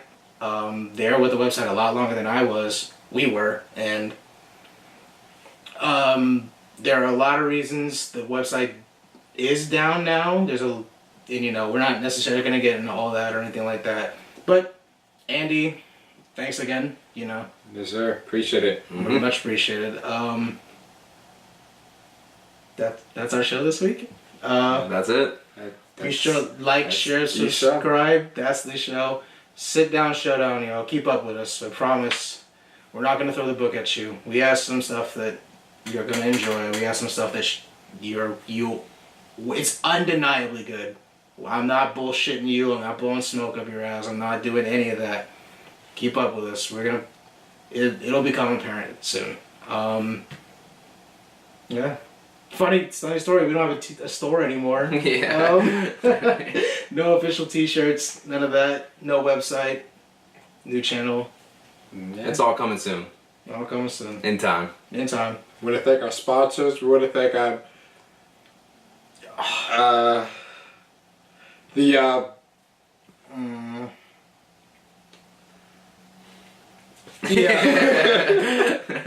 We just want to thank the people. That's the biggest thing there. The people. Yeah. This is like the most awkward. That's it. That's a wrap for PWV. That's right. We've had a good time. We've had a good few months run. You know, I mean, we started as Scorpion Force podcast wrestling. You know, and then we went over to. You know, this is how we're going to end the show. We're going to end the show how it should always have been started, with me, the Vandalizer, as the champion. So for one last time, I'm cutting the promo. For one last time, I want everybody out there, I want all of you to drink it in, man. Drink it in. One last time. Me. Suck it. This should have been the scene. Do we want to give Andy the last championship reign, you know, technically of PWV? I mean, it was a tie. Let's go. Rock, Let's paper, do it scissors. right now. To determine the championship. Are we shoot. doing just one? We're just doing just one round? This one. Odd man out. Odd man out is the champion. Right? Shoot. Yep. On shoot. Ready? Fuck yeah, boy! You're Pro Wrestling Voice champion. We won't throw the book at you. Until next time.